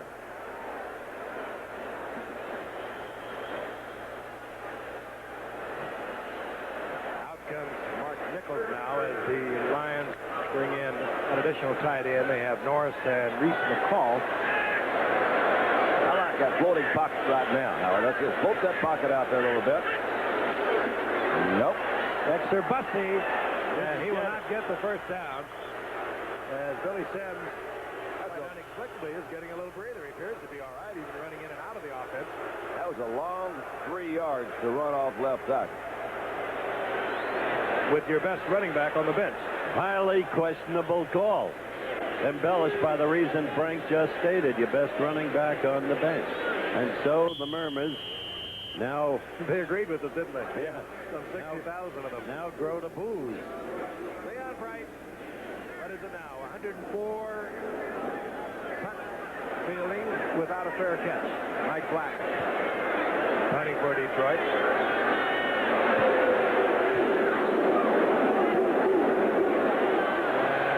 Looking for the corner, and he has caught a magnificent punt. 2-yard line. Now they mark at the 1-yard line, and the rookie 7th-round draft pick from Arizona State, who they kept this year because once again Tom Squidany was involved in a contract dispute, has put it out at the 1-yard line of the Giants. 44 yards. We'll be right back. The happy young man who kicked another 56-yarder tonight, his second of this season. The first player in the history of the National Football League to have had 2 kicks in the same season of more than 50 yards. Only 10 players in the history of the league have done it, and only one other did it twice. Nick Lowry of the Chiefs. Pick up, Frank. First down for the Giants. They're at their 1-yard line. Ernest Gray. It was incomplete. Working in front of Bruce McNorton, who is filling in for an injured Al Latimer at right corner for Detroit. We are not seeing either impeccable or exciting football, to put it mildly. Just to finish, Lowry kicked one in 80, Frank, and the other one this year. One of 57 yards, one of 58 yards. Second down. Giants inside the 2-yard line. Carpenter this time up the middle. Now close to the 5-yard line, where it will be 3rd down and 8. The stats you gave earlier, they don't do too well at 3rd and 8. 3rd and 6 on the end, they do pretty well in these situations, but something like 17, 18%, even that much. How much? Far below the league average. Speaking of embellishing those numbers, Howard, it really has been amazing the accuracy that the field goal kickers have had this year. They're kicking at 72%, the best season ever in the NFL with 81, and they were just under 66%. I know why. I'll tell you in a minute. 3rd and long for Bruner. Had a man there. It was Eddings. The flag goes down, I think, is going to be defensive interference against Right. Bobby Watkins working against Ernest Gray. You could see it. He didn't lay, chucked him wrongly after the 5-yard zone and then held him. So that'll get the Giants out from the shadow of their goal post and give them a first down. You'll see Bobby Watkins, 27, getting in the shot. There he is. No question. Actually, that ball was intended for Eddie. Where's the other Giant receiver? He got in a bit of a traffic jam. So the Giants get a huge break. They would have had to kick, and that was Eddings working against strong safety William Graham. So the Giants have a 1st and 10 at their own 10-yard line. Carpenter breaking it back against the drain. Close to the 18-yard line, a gain of 8. William Graham on the stop. We're going to pause 5 seconds, allow our stations to identify themselves. Eyewitness News follows the game on WABC TV New Those York. are the folks that are bringing you the football game tonight. The Silverdome in Pontiac, Michigan, where Detroit leads the Giants 12-6. A very important game for Detroit as they try to stay close to Minnesota, the NFC Central. Single setback for the Giants is Rob Carpenter. Carpenter has the first down out close to the 25-yard line. Doug English slides over there from defensive right tackle and makes the stop. meanwhile, this injury-riddled Giant team, while it doesn't play well, while it fails to execute when it counts the most, is very much in this game. And if you're in the hunt for a playoff berth, which Detroit is, I still can't believe that call off left tackle on 3rd and a long 3, Andy. You got to play aggressively if you're after a playoff berth. You would think so, but nobody wants to know why they're kicking a high percentage of field goals. I told you I'd tell you in a minute. Why? I'll tell you in a minute. 1st and 10. Wilfolk goes down. Jimmy Williams, who was playing quite a game. The Lions' first-round pick of a year ago out of Nebraska, comes all the way from the right side and runs Wilfolk down, who, however, had to look and hunt for a hole as there was deep penetration by the left side of the line. Okay, you want to know? You got it. All right, 2 reasons. 1, artificial surface. With all those old days, we get down those mud holes and stuff like that, it's hard to kick. And number 2, you got better kickers. It's a night of philosophy. That's deep philosophy tonight. We'll watch it from the end zone. It's 2nd down and 11. Look out. Runner tries to get it to Wolfolk, and that could have been picked off, and flags are everywhere. It looked like a little bit of a late hit. Jimmy Williams working against Wolfolk. Bruner paid for it, too. He had to hold it for a long time. And they're rapidly moving this ball downfield. Be a penalty. Go with your long suit. He goes to see old Scott move out a little bit to the outside. He gets hit just about the time he lets that thing go. I don't know. I don't know what all that is. It results in a Giant first down at the 35-yard line. Just about midway through the third quarter. Detroit leading 12-6. Bruner looking for Gray. Gray has it, slips out of bounds near the 41-yard line. Gain of 6. Working again as the Giants have been. Don said, why don't they just stay with it? Because over on the right corner for Detroit, they have a youngster in there, Bruce McNorton, filling in for an injured Al Latimer, and he is laying way off the Giant receivers. If they can find the formation to get individual coverage, they can work there all night.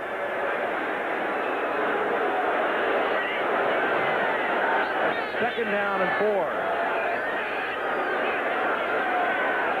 Woolfolk down the sideline. First down at the 47-yard line of Detroit. And Woolfolk got a good block from Billy Ard, the left guard who had pulled on that play. He broke smartly behind it, and he gets the first down.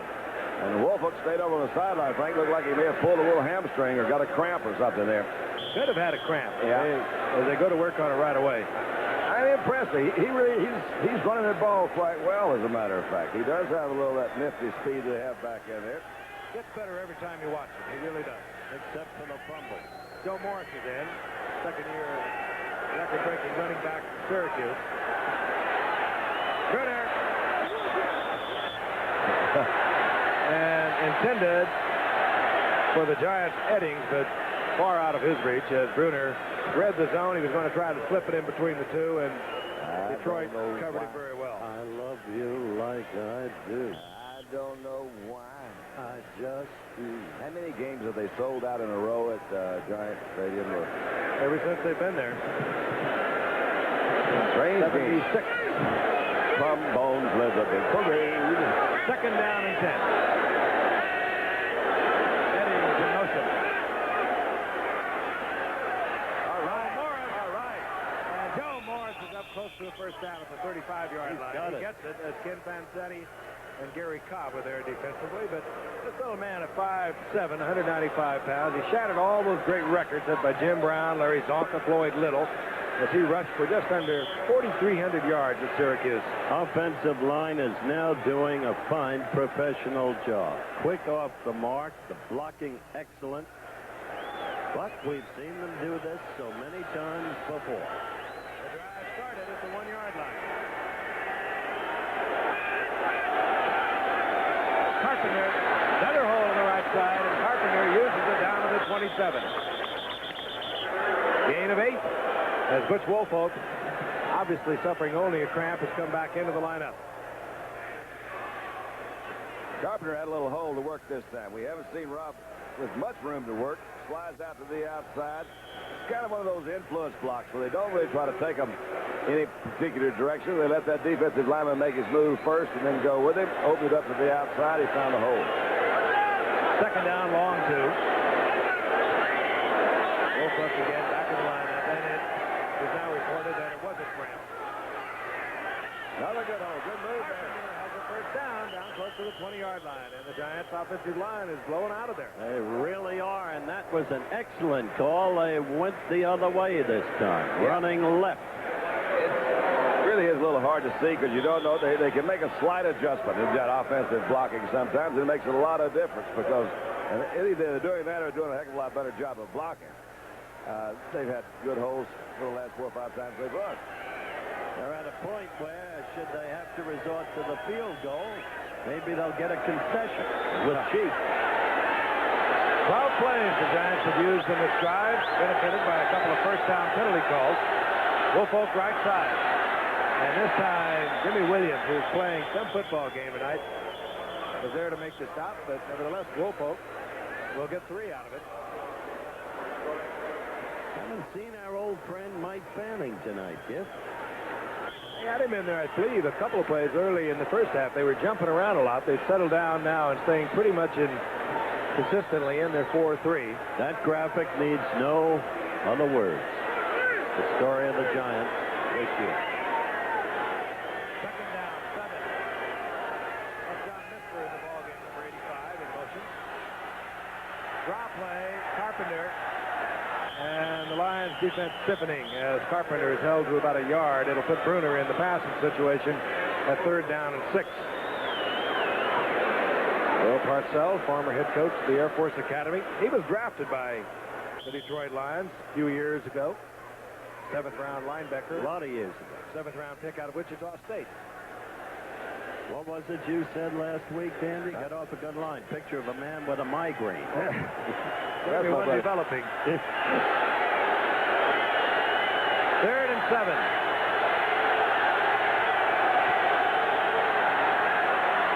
And Bruner tried to slip it underneath the Missler. And Bobby Watkins, who is also playing a fine game defensively for Detroit tonight, was there. It'll be 4th down. We'll see Ali Haji. Poor Parcells. Well, this was the drive that started, on their own 1 or 2 yard line. Yeah. So it was really enabled by that 3rd down interference call because they were stuck back in. But even with that break and the subsequent interference call in their favor, they couldn't sustain. Giants can draw to within 3 points. So we don't anticipate Bruner, the holder, doing anything fancy at this point. 35-yard attempt. He's hit from 27 and 56.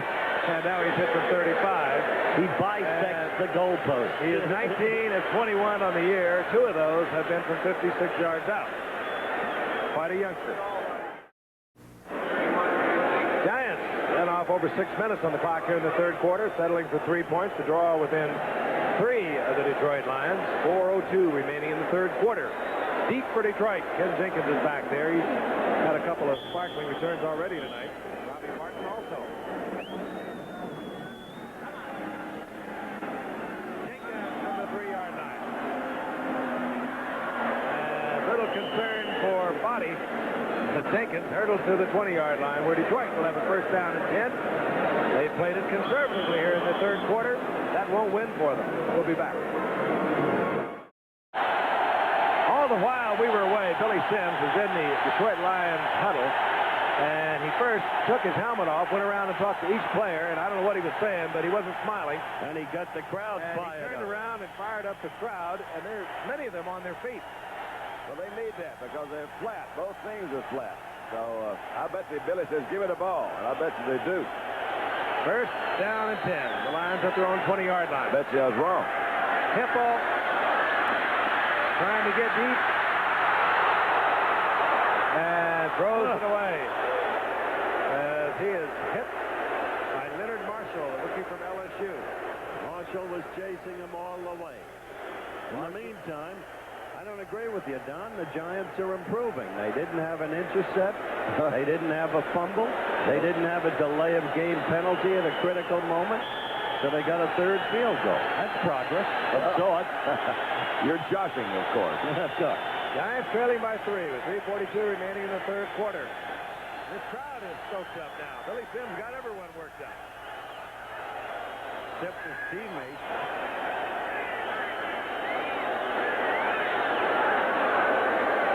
2nd and 10. Hipple, he has a man wide open. It's Mark Nichols, and Nichols has a Lion 1st down over the 35-yard line. Former Bakersfield Junior College football player who starred over at San Jose State. Big Don Brown draft pick a couple of years ago. You're going to see it again. Big Don Greco. He's hurt. Guard in there. 67 is hurt on this play. Let's see if we can see what happened. Like his knee just gave out. Good reception for Nichols. Ball was a little bit behind him. He had to turn there. And no flag. No flag. That's an improvement right there. I like that. That's Don Greco coming out. And Larry Lee will come in at right guard. We'll try and pick up a report on Greco. But the Lions have a 1st down. They're at their own 39-yard line. Crowd still roaring. Billy Sims has turned them on. Here comes Sims. No, this is the big man, James Jones. Hey, he moves a big body in a real shifty way. He's kind of quick without the actual speed, you know? They have him listed at 236 pounds. 6'2", 22 years old. He's going to be around for a while, I would think. He's turned in a lot of good plays for Billy Sims was out for those 3 weeks with a broken hand. He averaged just under 4 yards a pop, and he is a good blocker, good receiver coming out. quite a weapon when he's in there with Billy Sims as he is right now. This is Jones again. Good quick cut, and he was met. Whoa, was he That met? had to be Carson. I believe you're right. You can hear Carson from up here. Harry Carson. And he met the big man, and things stopped right there. Short of the first down. I'll tell you, this is a great effort. Carson is 235, 6'2", and they just go ahead on. Harry, he says, come on, let's do it. There it is. He is such a great athlete, Carson. He's so proud of South Carolina State, too. He'll point out he comes from there. Donnie Shell from there. Downtown Charlie Brown from there. I'll tell you, Jones just knew he had a first down, and he was held 2 yards short of it. Jones again, right side, and Jones is tripped up. Good effort this time by another All-Pro, Mark Haynes, and it'll bring up fourth down. I tell you, this crowd is getting a little bit disenchanted, which again is the I understatement. question just a little bit. Billy Sims, in that possession, did not touch the football. That really did fool me, too, Frank. I said, well, you know, what he's got to be saying is let's get this thing going, and if he's doing the talking, let him do the walking. Football. That's right. Yeah. That's the second time we've seen them give up the football in the whole series without Billy getting the ball. Mike Black, he put it out at the 1 yard line in a prior effort. Leon Bright is back to the Giants. This time, Mike Black doesn't turn over. It's low, and here comes Leon Bright. Hey, Leon Bright over the 35-yard line. Good return. There was good coverage on the part of Detroit. He just pecked and looked until he found a little opening, and he gets out over the 35 before he's taken by Horace King. And no flag. Back in Pontiac, Michigan, the Giants have the football. Nice return by Leon Bright. They're at their own 35-yard line. 3 points down to the Detroit Lions with 1:12 remaining here in the third quarter. Carpenter. 4-yard effort out to the 40-yard line. He picked that out. Second down and 6. Got a good block in front of him from the center. And Woolfolk, again, I think has that muscle cramp as he hobbles to the sidelines, and Joe Morris comes back in. Crowd of 68,000 plus tonight. Matter of fact, just under 69,000. The game blacked out here in the local market because it was not sold out in the prescribed time. Joe Morris, he's a powerful little man. He was very close to a first down, and he just lowered the shoulder. I think he got it. Uh-oh. Packs a lot of weight into 5'7", and I really question Billy Sims didn't have the ball, I don't think, in the last 2 series, and I'm sure it's not because he doesn't want it. He is disgusted, and he's doing little to hide the fact. Carpenter just was carried off. That doesn't look too good for the Giants. And Rob Carpenter goes to the sideline. Woolfolk on the sideline. You now got the backups to both running positions. John Tuggle comes in at fullback, a rookie 12th round draft pick, the last player in the NFL draft in '83, number 38. This is Tuggle. Tuggle, a couple of yards over the right side. It'll be second down and 8. Woolfolk is on the bench trying to ice down the cramps he has in his legs. Get a little oxygen back into the blood. That'll help. And meanwhile, Rob Carpenter is the one everyone is concerned about. They're looking at him. He's in obvious pain. We are told that Sims has turf toe, but I don't know. That's the end of the third period. 12-9. The Lions over the Giants. Will return for fourth quarter action. But right now, this word from our local stations. Tonight on Eyewitness News, how something that happened at a parade could mean bad news for the Russian president and a new idea for a night out, a place at... Chippendale Hunks tomorrow at 9. On the sideline, he's his own trainer. He is working that right knee. It's probably something that he is aware of. He is aware of the condition in which it's in. Meanwhile, he remains on the sideline, and so does Butch Woolfolk. And Scott Bruner brings the Giants up here for the first play of the fourth quarter, looking over a second down and 7. Handoff is to Morris, and the little one finds an opening. to the 37-yard line, and he was just down so low, I don't think the Lion defensive players could even pick up on him. He just popped through there. Boy, he's got some good quickness and acceleration, and maybe it's just somewhat of an optical illusion because he is a little smaller, but this is not a bad run. Good cut right there. Back on the inside. Look at those thighs. Yeah. 195 pounds packed into 5'7". Good balance there to keep his pick up another 5 or 6, 7. First down. Gives this to the Giants. They look like the team that's fighting for a playoff berth. The other team doesn't even seem motivated. And Tuggle, rookie from California, gets 3 yards. Coming into tonight, Joe Morris only had 15 yards. Hadn't worked that much as we look at the halftime stats. Trailing 12-6 at halftime, the Giants, nonetheless, as you can see, have a slight edge in statistics. Turnovers even, time of possession favoring the Giants. And the Giants held the ball, controlled it throughout the third quarter. There with setbacks now. Morris has only carried the ball 7 times into tonight. John Tuggle only 1 time. And they're both in there together. Second down and 7. Morris once again. And Morris. And there's a flag down. That either could be a hold or maybe a face mask as Morris's head was spun around. Looked like a face mask. Well, Hold. Giants holding. Too bad. They had a little good drive going there. Not done yet. Well, it is. I mean, too bad they're going to get a penalty. Bill Parcells looking on as the options are being discussed with the Lions. It would be a 3rd down and 4, but I certainly would think they would take the penalty. Well, another graphic that shows why the Giants came into this game 2-6-1. Holding, number 59, offense, still 2nd down. Now, there's a little mix-up in the numbers, I believe. As a matter of fact, that is. It was Rich Humphrey, the center, holding for New York. 2nd down, 16. Ball now at Detroit's 44-yard line. Lion got back, and here's Morris again. And Morris tries to cut back, slips, but gets up to the 40-yard line where it will be 3rd down and 13. 2nd and 16, they call that play. Wofolk is coming back in. Morris is going out. Now they're playing it cautious. Carpenter remains on the bench. 2-6-1. I don't play it cautiously, Doug.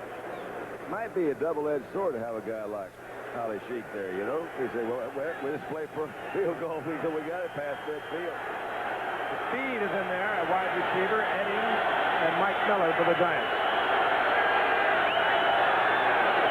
And the shotgun. Turner and was able to avoid the sack. No, I think they're going to say that he was in the arms of Martin Moss, and that will take away any possibility of Ali Haji-Sheik. That's why I couldn't understand the 2nd down call. Now they're saying no, that it was an incompletion. One official said that it was the sack, and we could see Ali Haji-Sheik, but no, it'll be Dave Jennings. What about that, Frank? Well, he's already hit one tonight from 56, and that would be where he would be kicking from. Well, they have a lot of confidence in Jennings. I assume get him inside the 10. They had to look at Ken Jacobs. I think he's rather surprised. The only answer is put us down there to call the play. Now, there he just missed. And Dave Jennings, that's rather uncharacteristic of Dave Jennings. He leads the league in getting it inside the 20. But he gets the touchback, and the Lions will have the ball at the 20-yard line.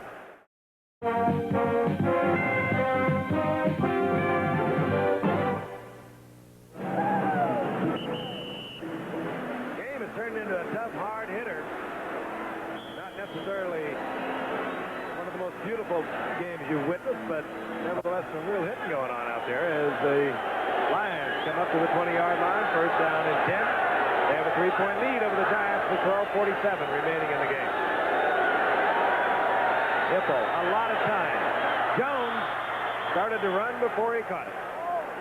Well, pretty good coverage downfield. He obviously came off of Jones as a secondary receiver.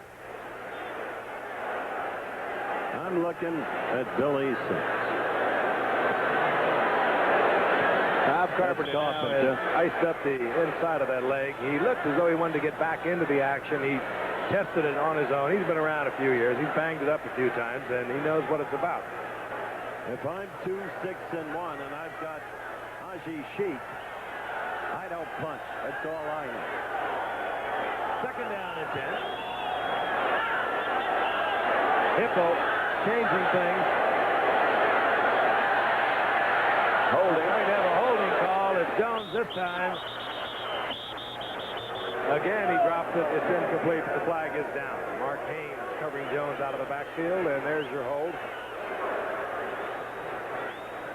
And the Lions will be backed up 10. I'll remind you again, Saturday here on ABC, right after Sports Meet College football. Undefeated and fourth-ranked Georgia against third-ranked Auburn. And if Georgia can win, they go to the Sugar Bowl for the fourth time. And then we have Nebraska going against Kansas. College football at its very best right here on ABC. You'll see it Saturday. Well, Vince Dooley is a great coach. He's proved how good he is, winning the way he's been winning without Herschel Walker. But he's got some test. Holding, number 70, offense, still second down. Keith Dorney, the right tackle, holding. Down remains the same. Only now, Eric Hipple will be looking over second down and 20.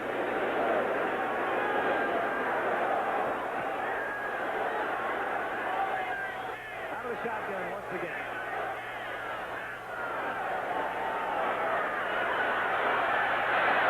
Throwing underneath the coverage. Jeff Chadwick and the rookie from Grand Valley State.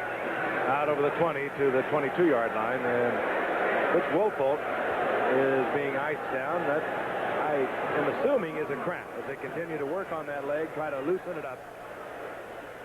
They were giving him oxygen, which of course helps the cramp as it gets into your blood system. And now they're icing the leg down.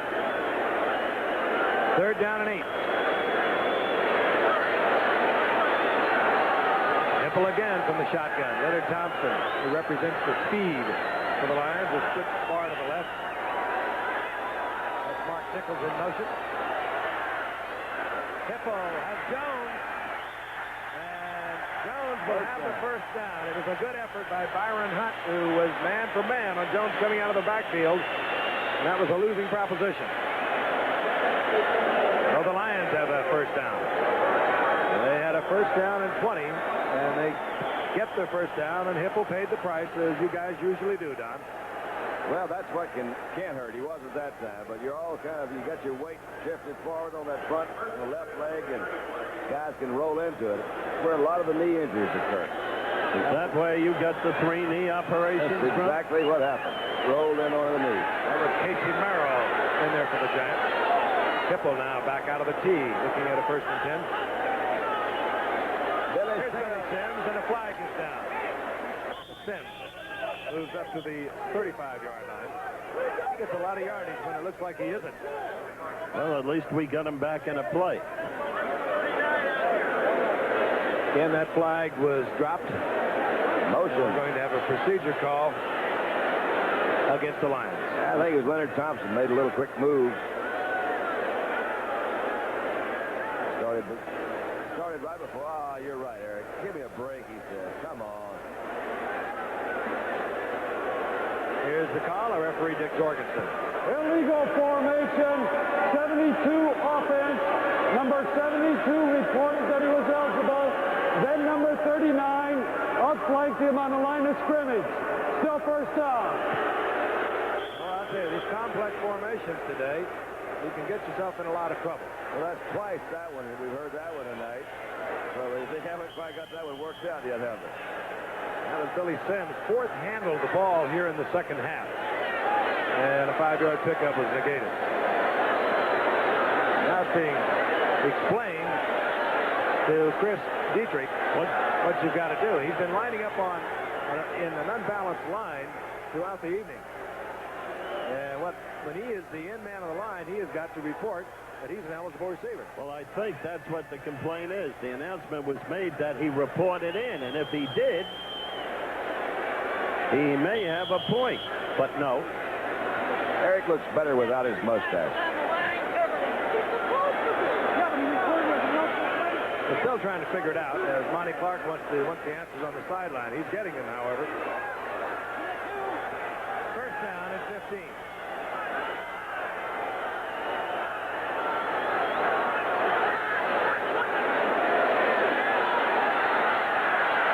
Hippo, Jones is wide open, and he missed it there at the 45-yard line of the Giants.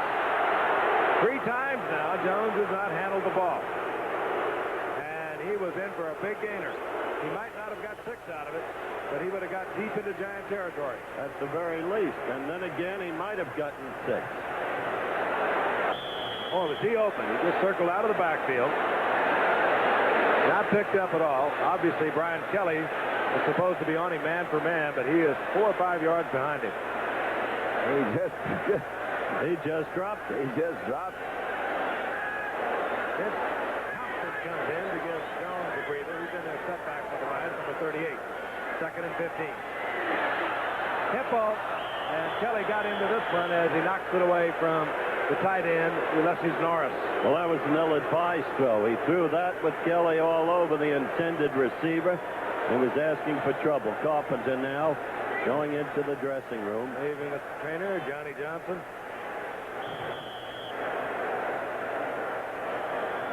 This is not an advertisement for high-class football. Hipple now, 12 of 18, 122 yards, a couple of interceptions.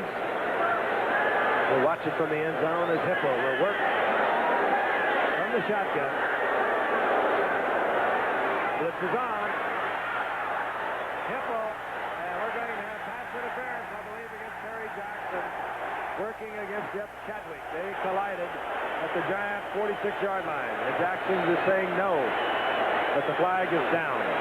What that was a good move by Chadwick to really force that penalty. He looked into the inside, got Jackson to commit, came back out on the outside, ran into him, and you can't hit him but one time downfield. That's at 5 yards. And Jackson is not playing at 100%. He has that bad knee. Tried to come back last week against the Cowboys, got burned. He's a fine cornerback when he's healthy. Well, if there's a bright spot for the Lions tonight, it's the rookie receiver Chadwick, Don. He does look good. 46-yard line of the Giants, first down, Detroit. Hipple again. This time to Billy Sims. Taken there by Lawrence Taylor after a gain of 3.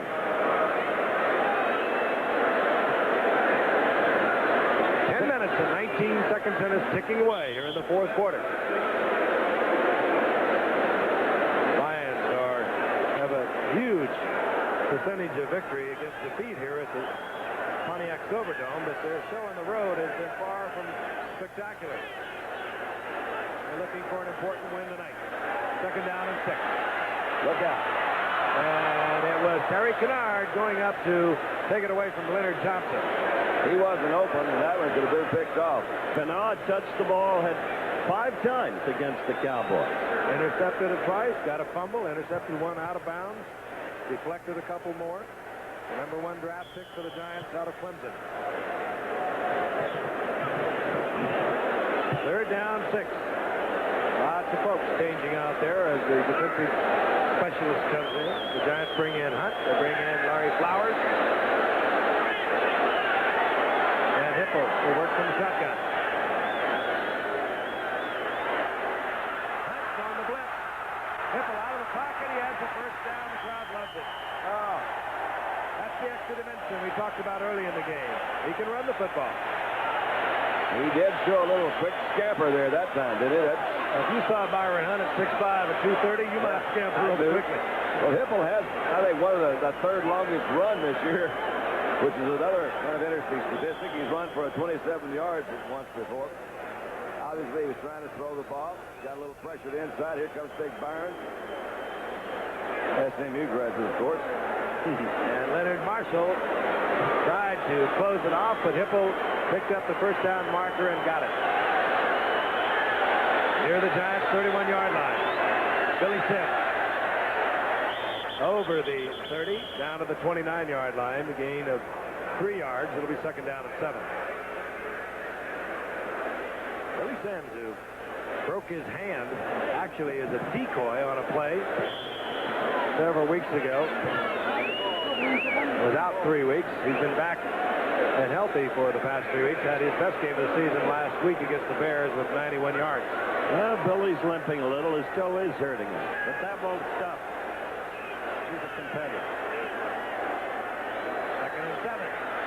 Billy Sims. Jones, rather. This time Jones does not drop the ball.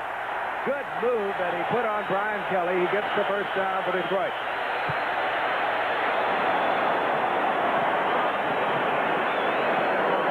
Jones, who had his problems, he had 3 drops, and this time he picks up a key first down. Big, hard-running youngster with a lot of raw talent out of Florida, the first-round draft pick for Detroit, and the 13th player taken in the draft. 19-yard line. Dexter Bussey is now in there for Detroit, along with Vince Thompson. They're the setback. Bussey. And Bussey to the line of scrimmage, and that's it. Stopping the clock with 8:56 remaining in the game. And there's James Jones. Got a quick breather. Quick gulp of water. He'll be back in the lineup.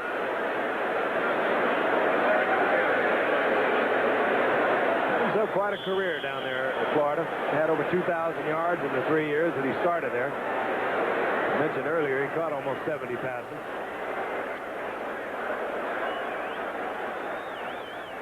Mark Nichols goes up to the top of your screen. Leonard Thompson split to the left. Jones back in the lineup. Harry Kemple, and he gets to the 15-yard line before he's dropped. It'll bring up 3rd down and 6. Big play. A field goal won't do that much for them if the Giants could ever score a touchdown. Well, he's tried that little rollout pass that time, which I think is maybe a move in the right direction. This is a 3rd and 6. This is the play. Yeah, you have a little move. Here comes 4 more guys in, 4 more guys out. Sometimes 4 in, 3 out. How many they got on the field? After counting that is 12 play at this drive for Detroit.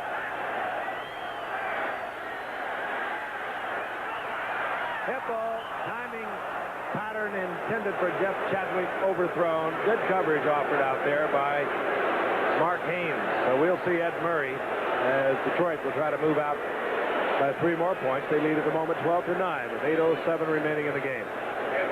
The Giants have not been a big come-from-behind team, so maybe he's saying let's get a field goal. Of course he said it. He's not going to go for 6 here. They have on occasion faked the field goal. It incensed the Chicago Bears earlier in the season. And actually that was an accident. But Hipple is the holder. He can run and he can pass. Murray splits the upright. Murray from 33 yards out, and the Lions lead the Giants 15-9. Harry Kemple, important factor in keeping that drive alive. As Detroit, nevertheless, has to settle for 3. Leon Bright has dropped for the Giants, and Ed Murray is setting it up. 8:04 remaining in the game.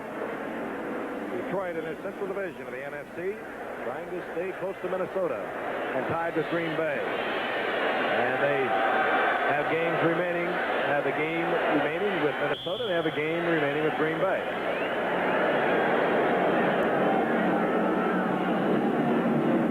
Murray puts it up high, short, and this is Bright to the 9-yard line. Flag is down as Bright is down at the 22-yard line. Maurice Harvey down there to make the stop on Leon Bright. 2 flags, I think, went down, but they may have been for the same penalty.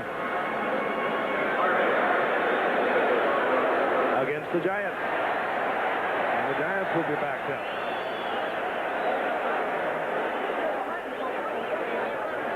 Dick Jorgensen and his crew working hard tonight. A lot of flags. Scott Brunner. Final instructions from Ron Earhart, the offensive coordinator. Illegal block in the back, number 44, receiving team, first down. Pete Shaw, the Giants, detected with the illegal block, and the Giants will start from just over their own 10-yard line. We'll be back at Pontiac in just a moment. Back in Pontiac, the Giants at their own 10-yard line. Scott Bruner, who is 13 of 24 on the night, 117 yards, has that one interception just before the half that kept points off the board. On 1st and 10, Butch Woolfolk, right side, and Woolfolk gain of about 6 over the 15. It'll be 2nd down and 4. We'll remind you again what could be the most significant game we've had all year long. Number 4 ranked Georgia against 3rd ranked Auburn. Again, if Georgia can win this one, Vince Dooley will have done it again, a 4th consecutive Sugar Bowl bid. And of course, for parts of the country, Nebraska and Kansas. Nebraska and Kansas, undefeated, 4th ranked Georgia against 3rd ranked Auburn this Saturday here on ABC. John Tuggle, the rookie from California, short of the 1st down as he moves out to the 20-yard line. It'll be 3rd down and less than a yard. Seconds ticking off the clock. They move towards 7 minutes. As Don said, the Giants are hardly a catch-up team, but this time they've got to get the touchdown. That's right. A lot of it goes to that quarterback. You know, a little trivia that there are 5 quarterbacks that have played for the Giants that wear Super Bowl rings from other teams. Maybe didn't win the Super Bowl, but played the Super Bowl. You know those people? Craig Morton, it's right there as we look at a 3rd down and less than a yard. Brad Hawkinson, that's 2. Tuggle tries to go over the top. I don't think he got it. Short. He was hit right at the 20. The Giants are saying yes.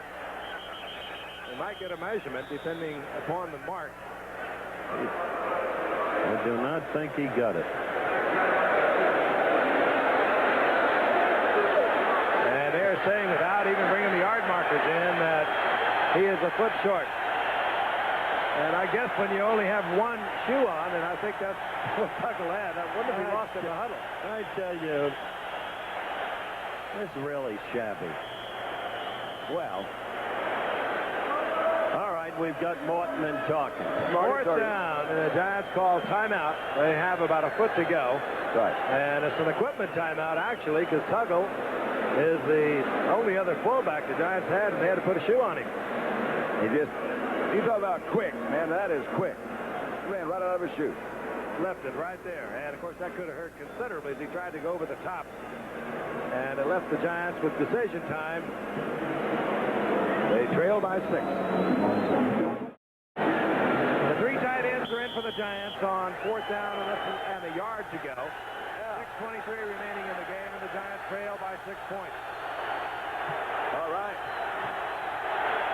Tuggle and Woolfolk now back in the lineup. That's your 2 6-1 call, and look at that. Woolfolk breaks it over the right side for a 9-yard pickup. Happens so many times, doesn't it? You see them all jammed in there, and you just break a little slide out. Sorry, we're Some close. inventive signs tonight. Right. And they've suffered here in Detroit. You think back to their 50-year history, the great teams of the early 50s. Detroit Lions, even though they went to the playoffs last year and got wiped out by Washington with a 4-5 mark, they've only had one winning team since 1972. Same true of the Giants. 1st down. Brenner gets it into Woolfolk, and he doesn't handle it. He was well covered. Gary Cobb was there defensively for Detroit. Along with Bobby Watkins. Same true of the Giants. Each of these teams, which should tell you something about the quality of play tonight, has had one winning season since 1972. Of course, the Giants in 81 lost to the 49ers in the playoffs, who ultimately became the Super Bowl champions. Two of the oldest franchises in the NFL. Giants and Detroit, and they've got it on for many years. Woolfolk right side. And Depth at the line of scrimmage. You might have got a yard out of it. Well, I suspect they're going to have to put it up in the air sooner or later. This is it. 3rd down and 9. And here comes the personnel shift on the part of Detroit. They bring in Dan Wagner. They trot out Roosevelt Barnes. And 3 wide receivers for the Giants. We'll watch it from the end zone. Out of the shotgun.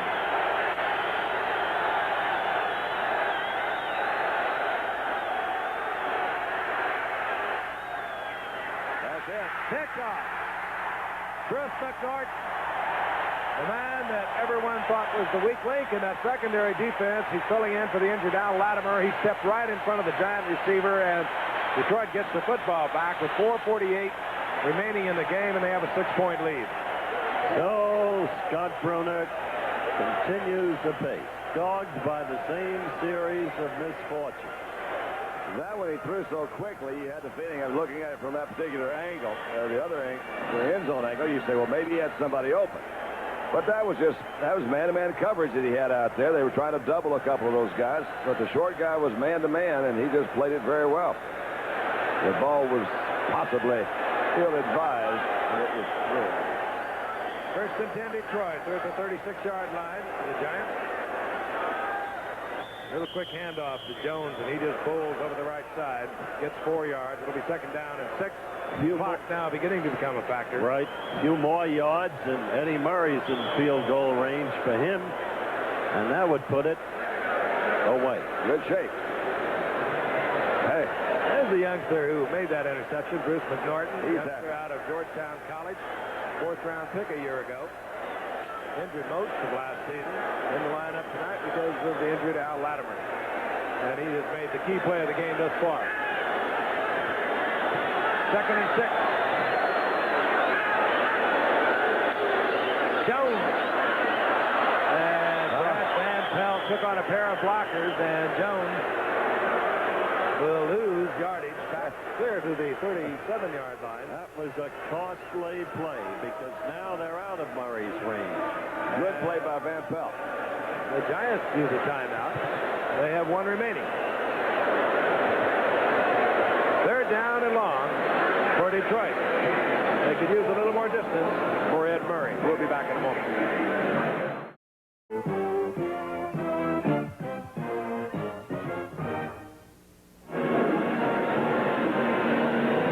A costly loss for the Detroit Lions.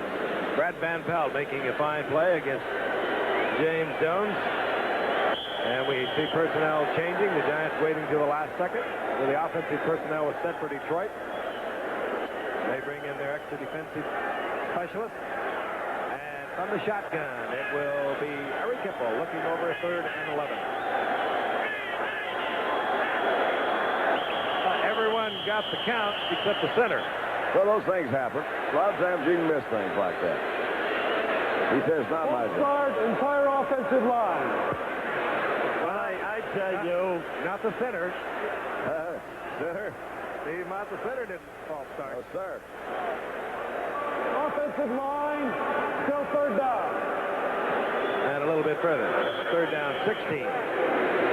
well, Giants are on a drive. unless they can come up with big yardage, Frank. They got a punt. 3:58 remaining. I thought that was funny. Giants are on drive. Yeah. Look out. Blitz. Terry Kennard misses. And Hipple fires a shot to Jeff Chadwick, ordinarily with the good hands. He drops it, incomplete, and there's a hassle that breaks out at midfield.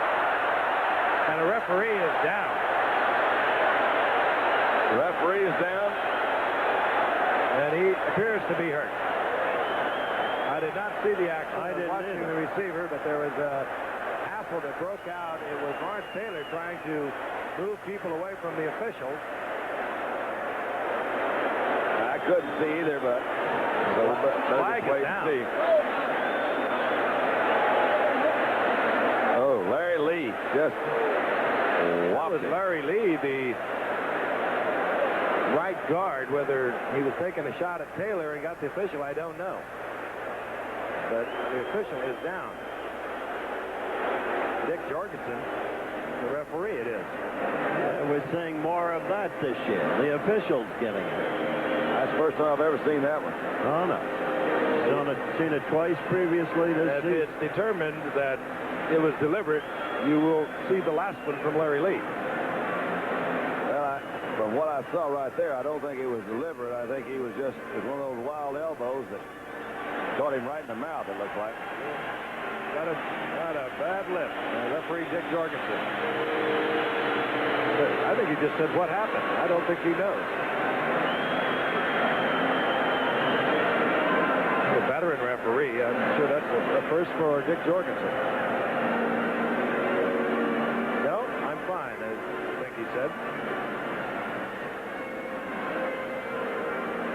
Again, the flag is down right at midfield. That was a third down at 16. It was incomplete. Jorgensen stepped into the action, and he caught a forearm from Larry Lee. Lawrence Taylor and Larry Lee were involved. Sportsmanlike conduct, number 64, offense. They're calling it unsportsmanlike conduct. Well, you're right. The Giants are on a drive. 3 minutes, 52 seconds left. You talk about futility. Look at those stats.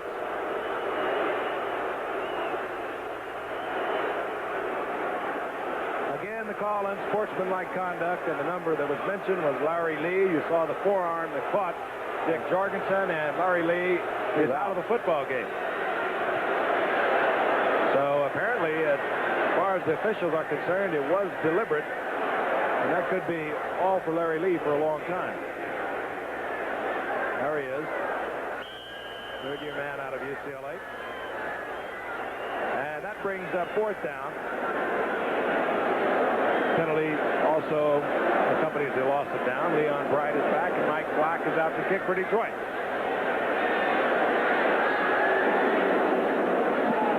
Black, end over end. Leon Bright flips it over, and hustling down there to kill the ball on contact with Roosevelt Barnes. It'll be marked at the 21-yard line for the Giants.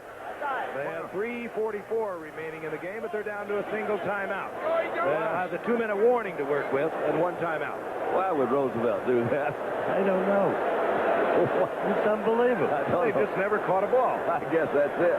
He says, I'm open. I'm open, man.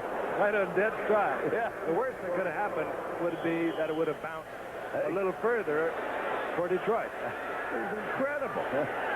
I thought you reached an all-time low with the Cardinal-Giant game, but this one may have beaten it. First down, Giants at their own 20-yard line. Picked off again. Yeah. And again, it is Bruce McNorton. Well, it's a good move for the Giants now because Detroit's got the ball and they can move. Scott Bruner. Scott, I'm sorry, buddy, but hey, you got to hit the guys on your side. And now McNorton is hurt. He was shaken up on the return of the interception. I think the ball knocked the wind out of him and hit him right in the stomach. Take a look. He had plenty of time. Zip. Throws a nice foul. Third interception of the night. Frank, what time's your plane in the morning? He may not make it. Oh, there he got it right there. They just bent him over. Couldn't really tell. And Norton stays on the carpet.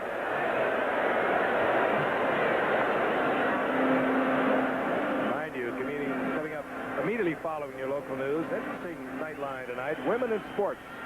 Question, could they compete against men? Olympic gold medalist Donna De Verona will talk about that and new directions for women in athletic competition. And that'll be tonight on Nightline after your late local news. A big welcome to Donna. She's back with ABC. With us. Yeah, she's good. She's neat. Great lady. She really is. Detroit gets the football back. They have it first down and 10. They're at the Giants' 32-yard line. 3:34 remaining. Detroit has turned it over twice tonight. The Giants have turned it over 5 times.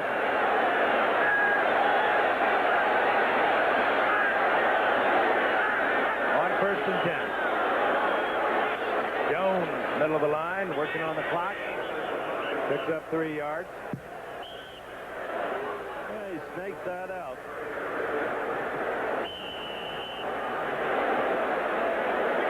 He's feeling better now. Yeah. 2 big interceptions for the youngster tonight. That'll make you get well quickly.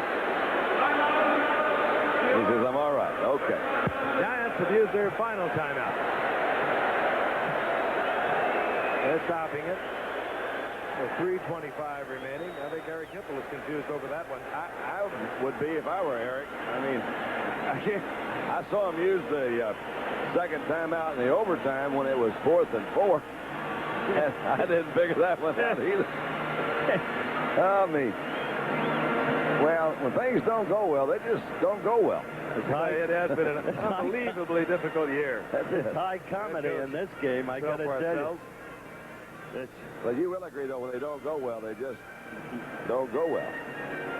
And speaking of that, the disclaimer.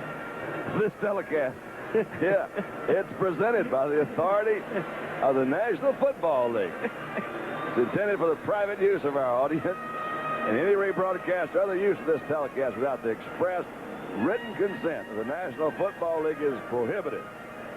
They might be forgiving, though. I don't know. They might let you run this one again if you write up a real sweet letter.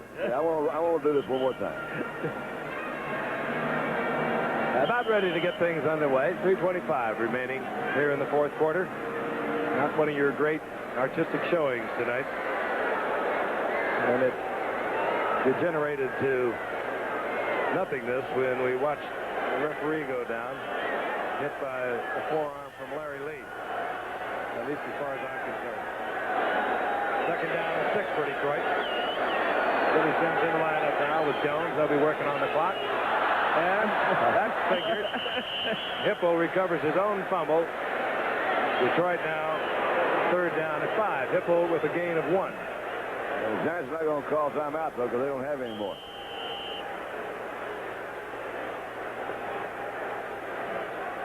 Ed Murray loosening up. The job now is to get Murray out of field goal range. Detroit may succeed. Well, he has a little muscle strain or pull or something, so he'd be well within range without that muscle problem. He's had a 51-yarder earlier in the season. But they were concerned whether he would even be able to kick tonight as he pulled a muscle in the warm-up before the game. Third down and 5.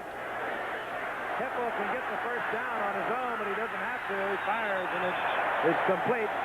Gets to the rookie out of Grand Valley State, Jeff Chadwick. And Detroit has a first down, and they can let the clock count down. I think they can get to the 2-minute warning. Yes, they can. They'll just let it run down. The Giants can't stop it. Wouldn't be surprised. Who knows what's happening. There's so much offense in the game, but I think this type quarterback, the guy that can sprint out there, run out, you used to say, well, that's the old college style of passer. He has to roll out to throw. Not anymore. No, that's true. And that really is. You put him out there man-to-man, and defenses are not really designed to stop that quarterback as a runner. Well, they're survivors, too. They're good athletes, these kind of quarterbacks. They'll be around when the going gets tough. So will we when we come back. Don't know. Back at the Silverdome in Pontiac, Michigan, we have just received a report that a bomb has gone off in Senator Byrd's office in Washington. A report that we have that no one was there, so apparently no one injured. And, of course, we'll be updating that if we get further word. And, of course, you'll hear more about it on your local news and on Nightline coming up later. Will it never end? First down, goal to go, Detroit. No. Billy Sims, right side. Sims in the arms of Terry Kennard, who shows a lot of strength to keep Sims out of the end zone. And now Clippers are flaring once again. And cooler heads directed by Lawrence Taylor are prevailing. That's just the utter frustration of I don't know what. Well, the Giants, Terry Kennard in that case, Lawrence Taylor and Billy Sims, as I mentioned many hours ago, are very close friends, and Billy came over to spend time with him in our hotel today. There is Don Greco, the guard who left the game earlier, and even though Billy Sims has a sore toe, he's done the ball so well when he's carried it the few times that he has tonight. 13 times all told. Billy likes to run it 25, 26, 28 times. And, of course, James Jones has provided additional work tonight. Sims again. Gets inside, but he is tripped up. His own man. D. Hardison helping. And it'll be third down and goal to go, and the Lions will be able to just run out the clock if they so wish. Well, they're in field goal range. So the Lions will move to within 1 of Minnesota in the NFC Central Division. They'll be tied with Green Bay at 5 apiece. Next week, they'll travel. They'll meet the Houston Oilers down in Houston. But as I mentioned earlier, they have meetings with Green Bay and Minnesota remaining on their schedule.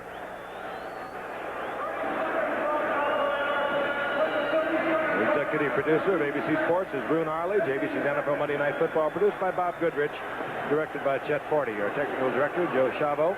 Associate director, Alan Brum. Technical manager, Coach Coltrane. Unit manager, Lenny Nathan. Telecommunications manager, Bob Myers. Assistant to the producer, Jay Cutlow and Tony Tortorisi. And our booth manager, Irene Katz. Little Eileen, always on the job here. Third down, goal to go.